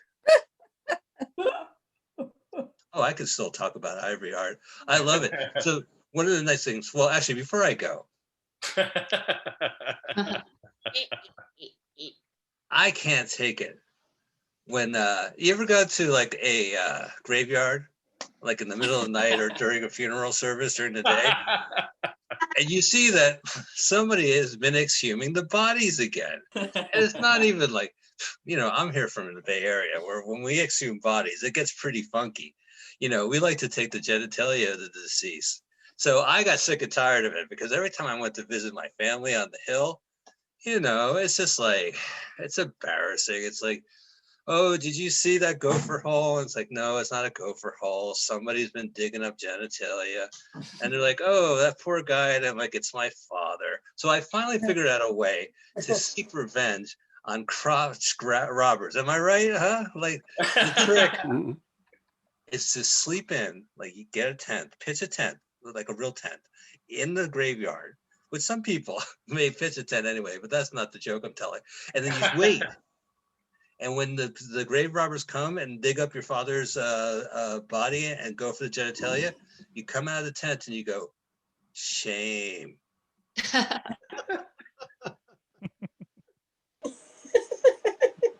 I want you to think about what you're doing right now. Don't get Justinato high. Don't get Justinato high. I've been Mike Spiegelman. Thank you guys so much. Keep it going from Mike Spiegelman. Awesome. Woo! Okay, guys, we are winding down here. Let's see here. On deck, we've got David Parsons, and in the hole, we've got Charlotte Parker. But coming up now, oh man, so she is not only very funny, she also is quite the artist. She's made a glass mosaic of Woody Woodpecker. You can see at the Getty. Put your hands together for the very funny Marilyn Monrovia. Yeah. Hi, I'm Marilyn Monrovia, and let me thank all you diehard comics for hanging out for this long show, and let me hear from the people who've ever been high before. Woo! Yeah. Yeehaw. Let me hear from people who are high right now. I'm a little drunk. Yeehaw. So, I was just gonna talk to you guys about how classy I am, and I go to charm school like 3 times a week, and that's why I'm able to get up here and perform for you guys at the 420 End of the World Setlist. Ow! Woo! So, well,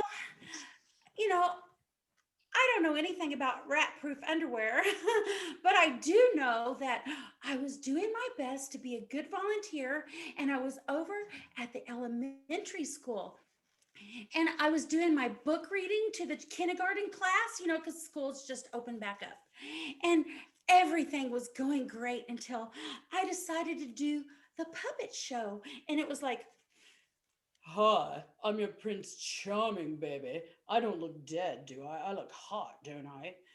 And then it was like, yeah, baby, you look hot. And then it was like, so you want to make out? And it was like, oh, yeah, all in front of the children. It was like a threesome. Oh, you got to be careful when you go out in public. Well, I went outside and looked up into the sky, and I saw, oh, what a tough moon out there. And then I remembered Cirque du Soleil, my sponsor, is going to be back open starting on July 28th in Vegas. And July 1st, you'll be able to buy tickets today if you want to go see a live show. The world is back open, so the tough moon doesn't look so bad anymore, does it now? But in the end, I just went to McDonald's and got myself a McRib because that's what I'm turned on about. Ow! Ba-da-ba-ba-ba. Yeah. So one time I was hitchhiking in Aspen, Colorado, and guess who picked me up? Arnie Freitag from Playboy magazine. He said, "Would you like to be in the pictorial Women of Aspen?" And I was like, "I don't know. Let me call my dad." And I was like, "Dad, guess where I'm at? What do I do?" And he was like, "Go for it." So there I was in Playboy magazine, one of the 18 women, but damn it, there is no more Playboy magazine. I'm nobody anymore. All the people born today never heard of Playboy magazine.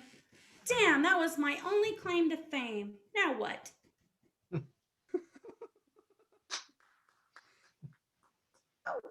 Woohoo! Yeah. All right. Well, even though there's no Playboy magazine, you can still find her centerfold in the Shocking Goose magazines. All right, Goose anytime. guys. Kurt, can you put that link in the chat? Oh, for the goose.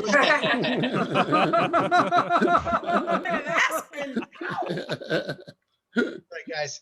So on deck, we've got Charlotte Parker, and in the hole, we got Rob Trick. But coming up, this guy, this is another great treat. He's also one of the hosts for Rampantly. He does the red mic, if I'm not mistaken. But he also for years he entertains tourists by diving for coins in the Virgin Islands. Put your hands together for the very funny David Parsons. Thank you very much, Kurt. So, I got into politics early. When I was in elementary school, I did a very tough campaign to be the governor of my lunchroom. And I was a very magnanimous leader. I mean, if you wanted peanut butter sandwiches, you could have them. If you wanted turkey on Swiss on rye, you could have it. And unfortunately, I was guilty of having my hand in the cookie jar one too many times, and I got impeached. And that wasn't fun at all. So I was banned from running for politics forever, and so I won't be doing that again. But there are worse things to happen. I mean, I got to go into comedy after that, and that's honestly much more fun than politics. And you don't have to lie so much, and you never have to run for re-election. So I'm from England, but I moved to Texas, and it's really freaking hot here all the time. And you know, there's a strange law in Texas that many people may not have heard of. It's actually a very serious crime not to have summer as your favorite season. And it's probably a good idea because summer lasts almost the entire fucking year. You've got like a week of fall and you've got a week of winter, and then you've got summer all the rest of the time. So if you don't go around proclaiming how much you just love the heat and you can't get enough of that 100-degree weather, you're going to be locked up in the big house. Not cool at all. Because in the big house in Texas, there are big people. And I'm a big person, and they're even bigger than me. You don't want to do that because it gets very hot inside. And I'm not just talking the temperature. If you know what I mean. It's yes. So, you know, the comedy's like my first love. But I really love my other job as the chairman of a company that specializes in tiny little pieces of rock. And the highlight of my year is the big gravel conference. Because you know what? The hottest women in the world work in the gravel industry. And I have had my share of those lovely ladies who go around wearing their overalls, you know, with all the dust over them. I mean, there's just nothing like it. There's nothing like going to the conference and you've got all these people who are, you know, my father did this before me. In fact, you might say I'm a chip off the old block. Terrible. There's a pun there. Shouldn't do puns. Because you'll never get compensated properly because a good pun is its own reword. You know that, right? And I think that's my time. Thank you. Back to you, Kurt.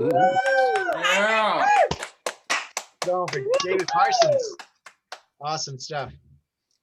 Okay, let's see here. On deck, we've got Rob Trick and in the hole, Bobby Sutton. But coming up now, she sang the national anthem at the 1997 National Potato Sack Race in Duluth, Minnesota. Put your hands together for the very funny Charlotte Parker. Yay! Yay!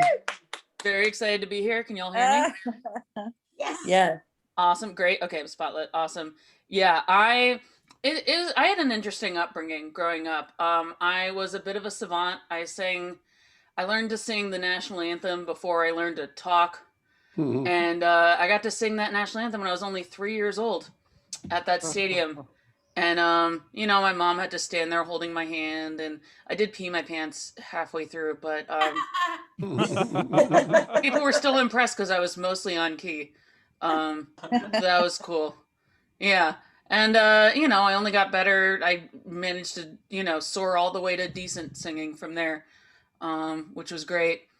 I had, like I said, had a very interesting upbringing. My family liked to hold their family reunions in the cemetery because they didn't want anyone to be excluded. You know, they wanted all of the ancestors to be involved. And it was great. You know, we'd all bring a shovel. We'd dig them up so they could join us for the party. We'd all have tickle fights with the corpses. You know, it's a good time. And you know what's great about having a tickle fight with the corpse is that you're always going to win. So it's a real good, it's a good ego boost, you know? Yeah, all my dead uncles were much less creepy than my living uncles. So I didn't really mind that much. And, you know, learning to dig up graves that easily, you quickly, it's a slippery slope into the world of grave robbing. And I, being a young savant that I was, the singing wasn't really making me a lot of money.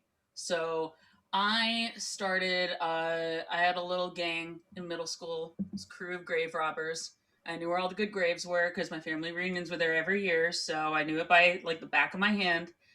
And, you know, one time we were digging up this one grave. It was someone who was like a second cousin twice removed of Rockefeller or some shit. And we dug him up and there was no gold, but there was a fresh entire ham, plastic wrapped and vacuum wrapped, and it was perfectly preserved. And we thought, well, you know, we're not supposed to eat ham because we're Jewish, but we're also not supposed to be digging graves. So why not have this little feast in the graveyard? If we're not going to make money, we might as well have a delicious meal, and just, you know, have fun on our way down to hell. So that's what we did. And, you know, it was a good time. We didn't make any money that night. But then the next night, you know, we found a pirate's grave and found a lot of fake gold that was very believable looking, even though it had Daffy Duck on it, but no one really looked that close. So they didn't know it was just fake gold from Disney, but doesn't matter, you know? And yeah, I mean, that was just life in Minnesota. You know, eventually my family moved to New Jersey and there weren't as many, surprisingly, not as many graveyards to rob there. I think it was because we lived, we didn't live near a lot of cemeteries. So we started robbing some of the garbage trucks instead, because you can find a lot of great stuff. I mean, when you live near some wealthy people, you'd be surprised what they throw out. I mean, we found like almost entirely intact silverware that was made of actual silver. At least that's what my friend told me. And, you know, we found like a lot of like jewels and all this stuff. And we found another ham, amazingly enough, a plastic wrapped, completely whole ham. It's like this sign from up above, you know, like, hey, you're doing the right thing by doing the wrong thing or something. I don't know. But anyway, we got to enjoy another ham on the back of this garbage truck in Newark until we were found and arrested. But it was, it was worth it. The meal was really good. We had to wait several more years to get out of jail and then save up money to get blackberry pearls like we wanted. But, by the time we got out of jail, those were obsolete. And so we got iPod shuffles instead for Christmas, Hanukkah, Kwanzaa, because we celebrated all the holidays. And that is the story of my family. And that is my set. Thank you guys so much. Thank you very much. Keep it going for Charlotte Parker. Parker. Ow! Okay, guys, we are winding down here. So on deck, we have got Bobby Sutton. And in the hole, we have either Jolie or possibly John G. We'll find out shortly. But coming up now, I'm very excited. This is one of my favorite Canucks. He discovered a new strain of mini grapefruit. Put your hands together for the very funny Rob Trick. Yeah. Hey, I'm one of my favorite Canucks too. Yeah, on the mini grapefruit front, the development of the genetic material in order to produce the actual mini grapefruit is in the final stages, and it will be injected in your arm anytime soon. As a result, a lot of people don't really realize this, but when you do get the vaccination, you get a temporary marker. And what it does is it's like a timestamp so that when your second shot should come. But if your second shot doesn't have any validity, you will then efficacy, which is, I believe, the word efficacy. It's another one of those words that no one ever uses. And there it is in the middle of a description of something you need to know, the efficacy. And then you go, do I have to look up this word? And how the fuck do you spell it? Why do they make us use words we can't spell and make us look it up in a dictionary? Nobody knows what the word spelled like. Therefore, we can't find the meaning. Efficacy. That's what it means. It leaves a little marker in you so that they can tell what time it is for your next shot. And that's what that means. I've been doing this set list thing for, I don't know, 6 years now during COVID. And one thing I've noticed is the fact that things are mispronounced. And I got to be honest with you guys. I said efficacy and I probably said it right. Maybe I said it wrong. Who's having fucking dinner is the other question, because now I'm hungry.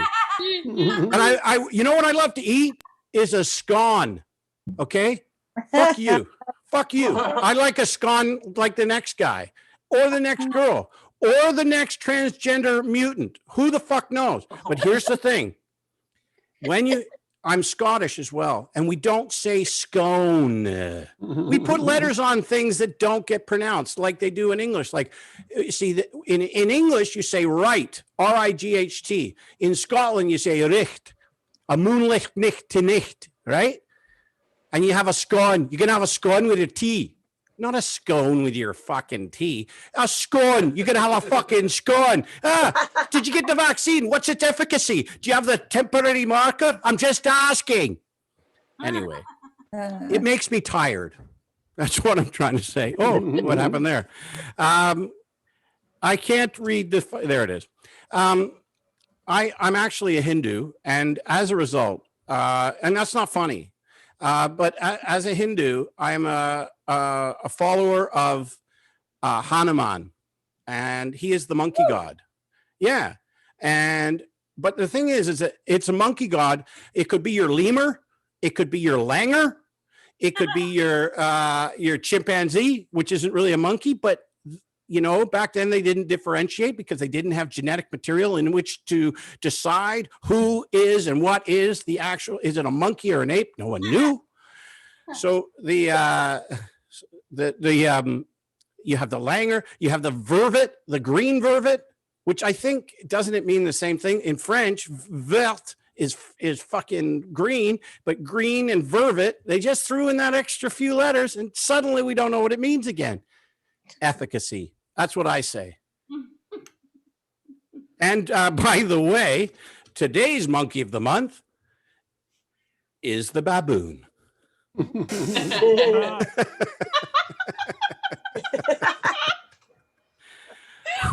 Ooh, had to get that out. And that's my time. All right. Yeah. You're going for Rob Trick. Awesome job, man. Thank you. Okay. Let's see here, guys. We're down to just 3 more. So on deck, we have got John G. And in the hole is our illustrious leader of Rampantly, Jolie. But coming up now, she is not only very funny, she also drank a gallon of milk with Ben Affleck, buttermilk. Put your hands together for the very funny Bobby Sutton. Woo! Woo! Woo! Well, good evening, guys. Oh, Hey. List 420 Fest so far. What? Shit with these glasses on. Just remember them. All right. Oh my gosh! This one time in band camp, I literally did play the flute in school, and that movie ruined my life existence. I went to Christian band camp. We only stuck those in our ears, and we used condoms too, so we were good girls. But you know, the ones that are inserted, elsewhere, they're the trash flutes, and where do the trash flutes live? Well, in Florida, of course, where all the rest of the trash live. And I'm going to retire there. I'm so excited. But, yeah, and the thing, though, is you can't just go sticking any flute, any old where in any old band camp.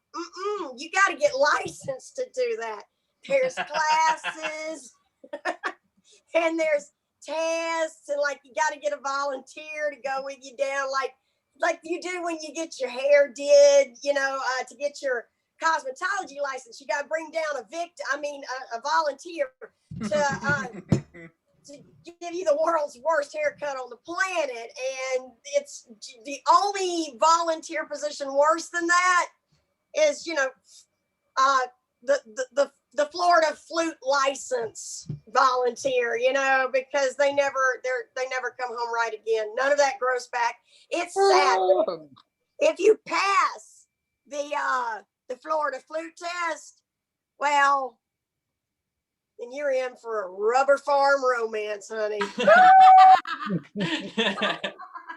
Memories. Don't forget, I said we're good girls. We use condoms.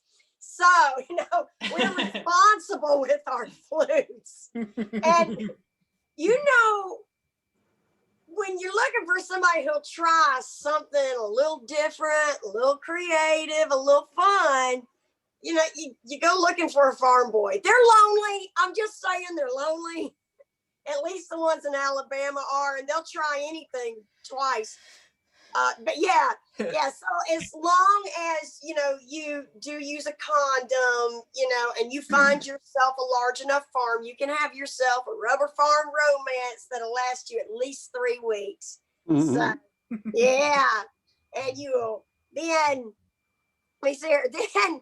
if you don't have the rubber farm romance, if you try to cheat around the whole rubber part, honey, you can wind up with some kids.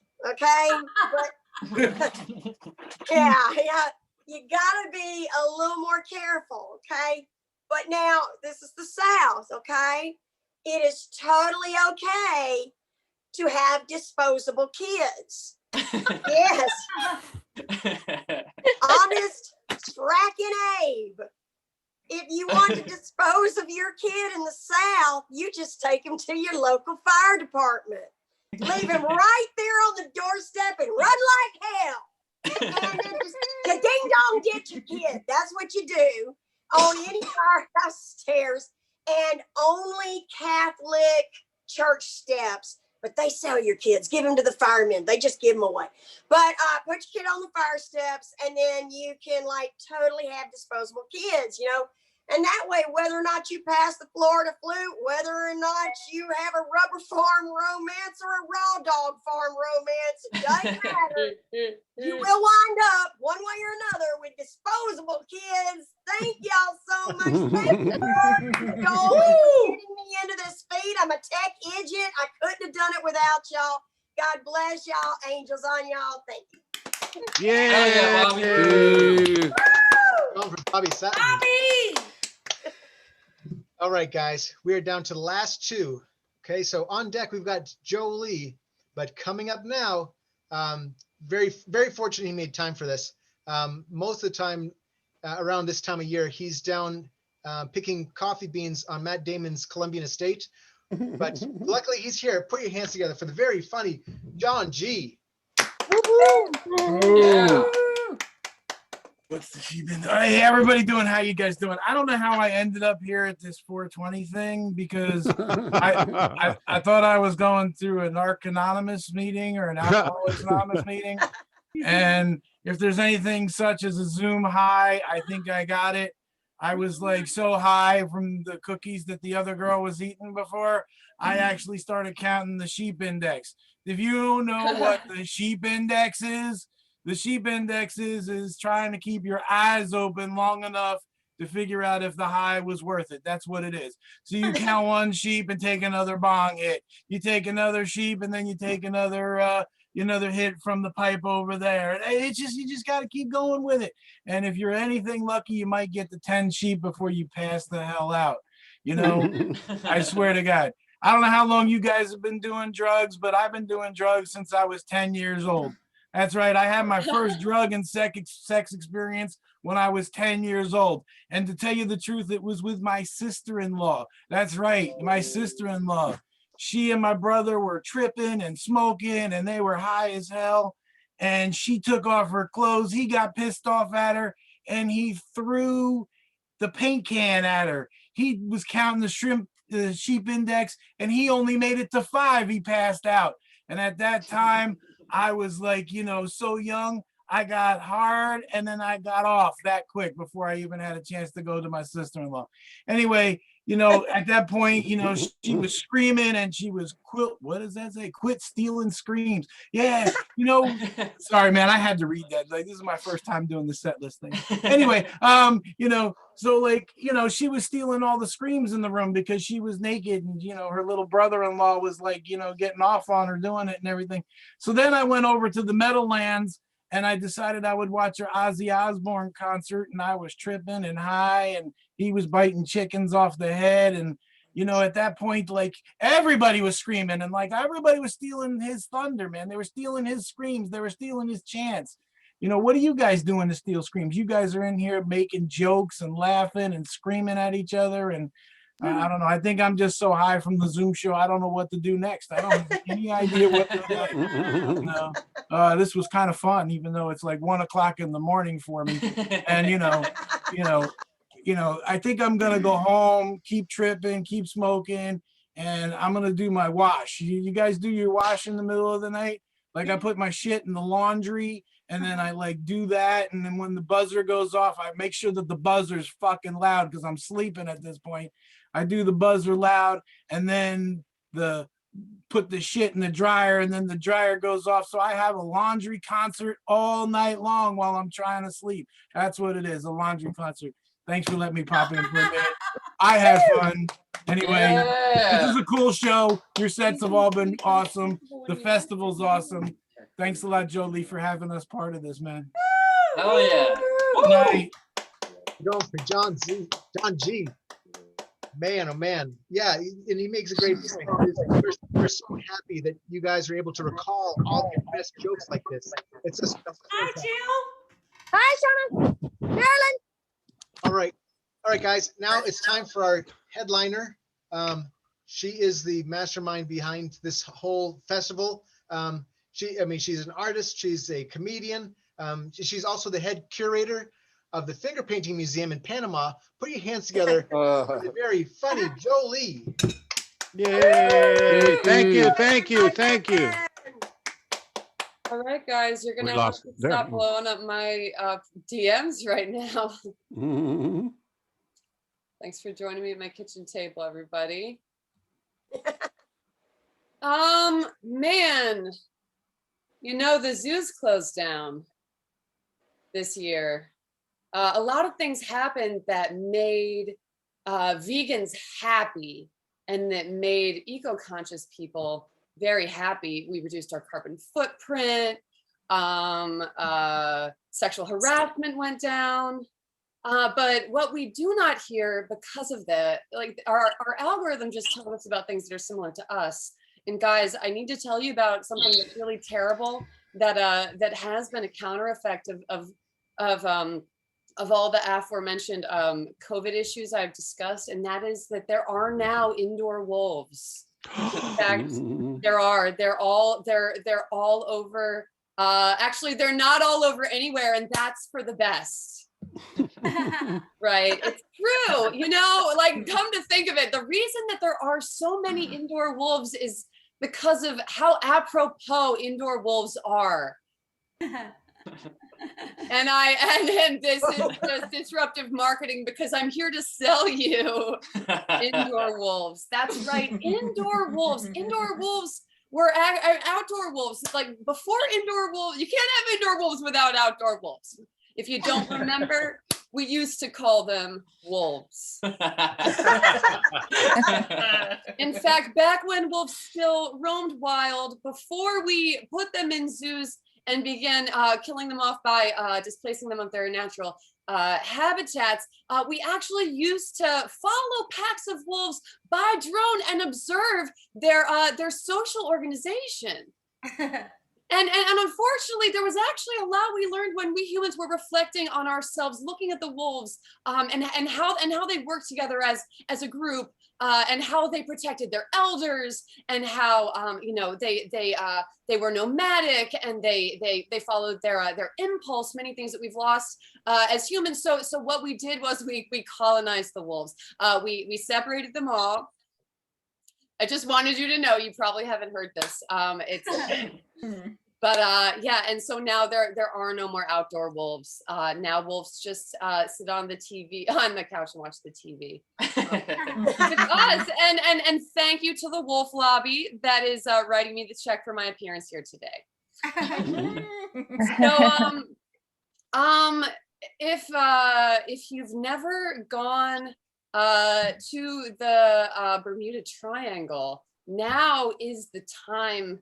Now is the time to go. Now is the time to go.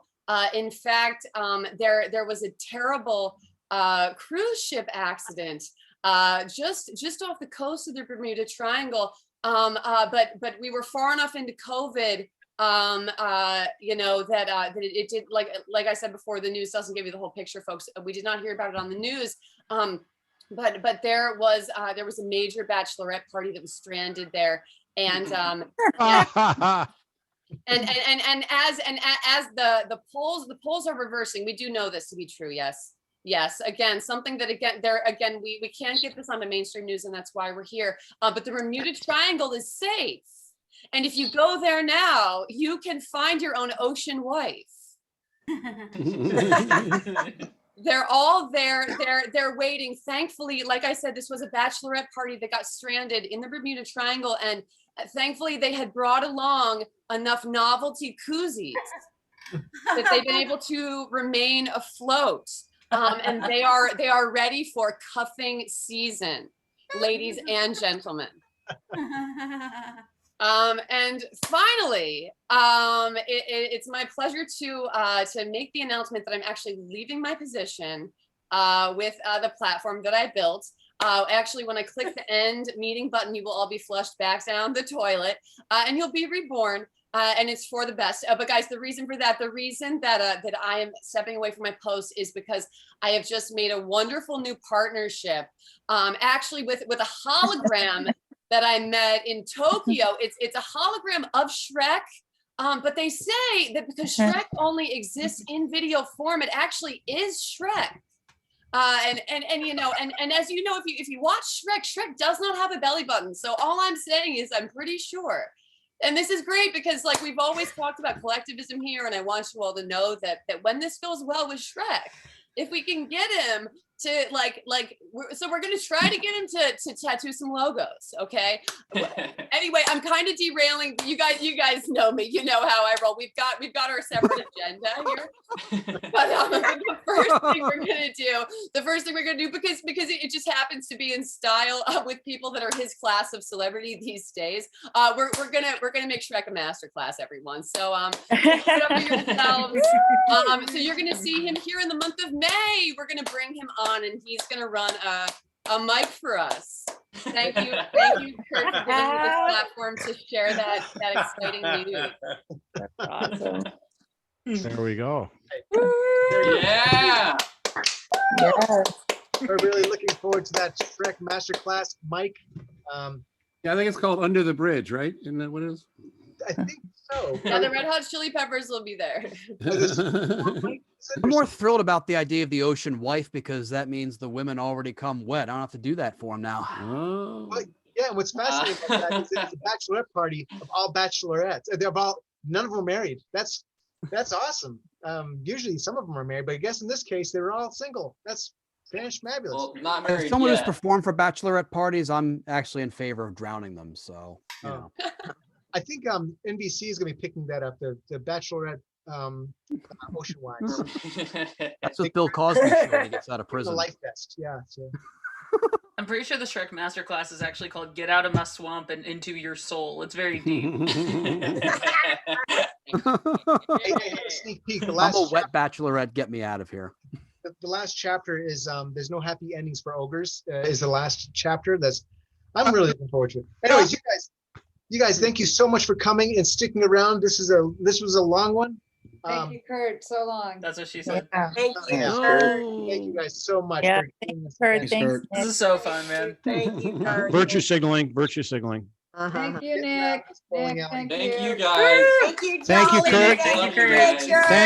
Thanks, Nick. Thank you, Nick, and thank you, Jolie. Thank you, all of you. Jolie. Thank you. Jolie. Pleasure meeting you all. Jolie. Thank you, Bobby. You were great. Thanks, guys. Oh, thank you. Thanks for coming. Come back again next time. Yeah. It's tomorrow, same time. Cheers, everybody. Thank God for Google Yeah. Calendar. Yeah. Thank God for Google Calendar, or no one would ever show up for 420. Let's be honest. Sync your calendars. That's all I'm saying. And come to the Red Mike show on Friday too.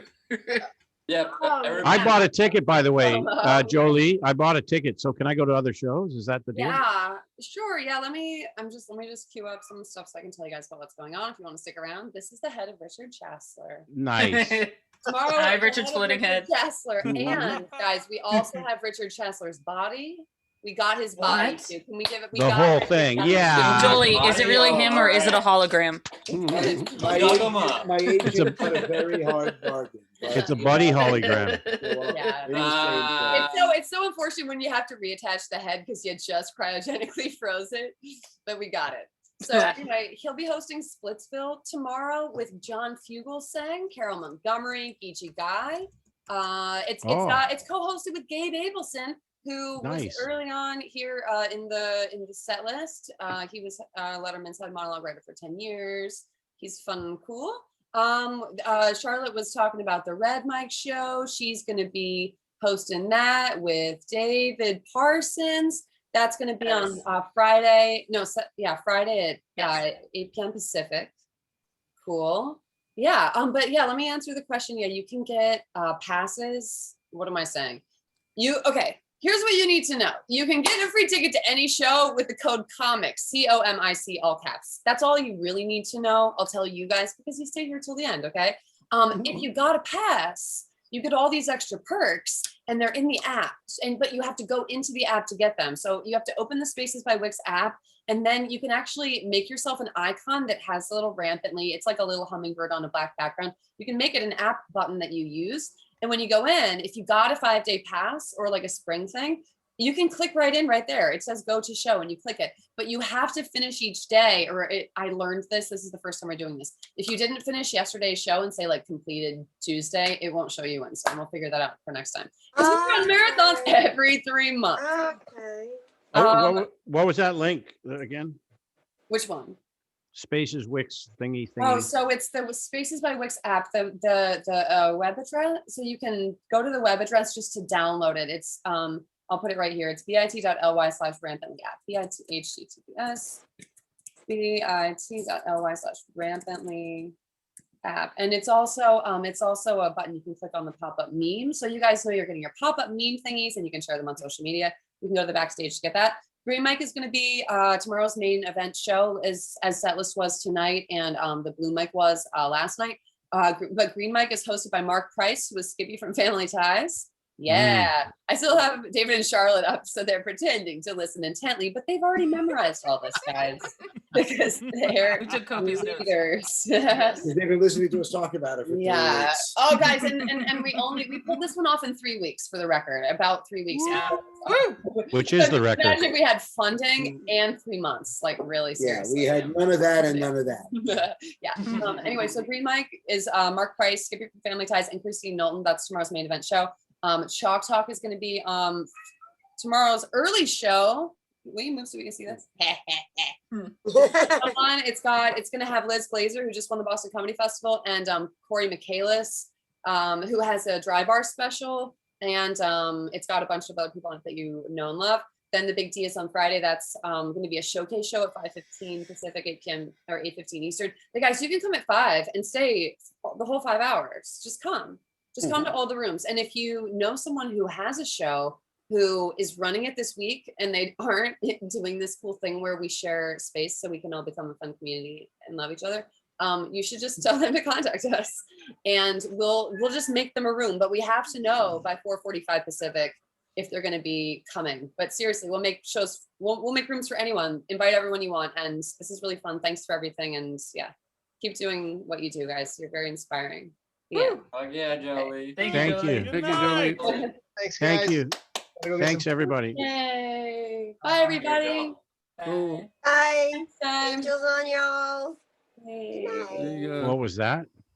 Angels Angels on y'all. Angels on you. Love everybody. Bye.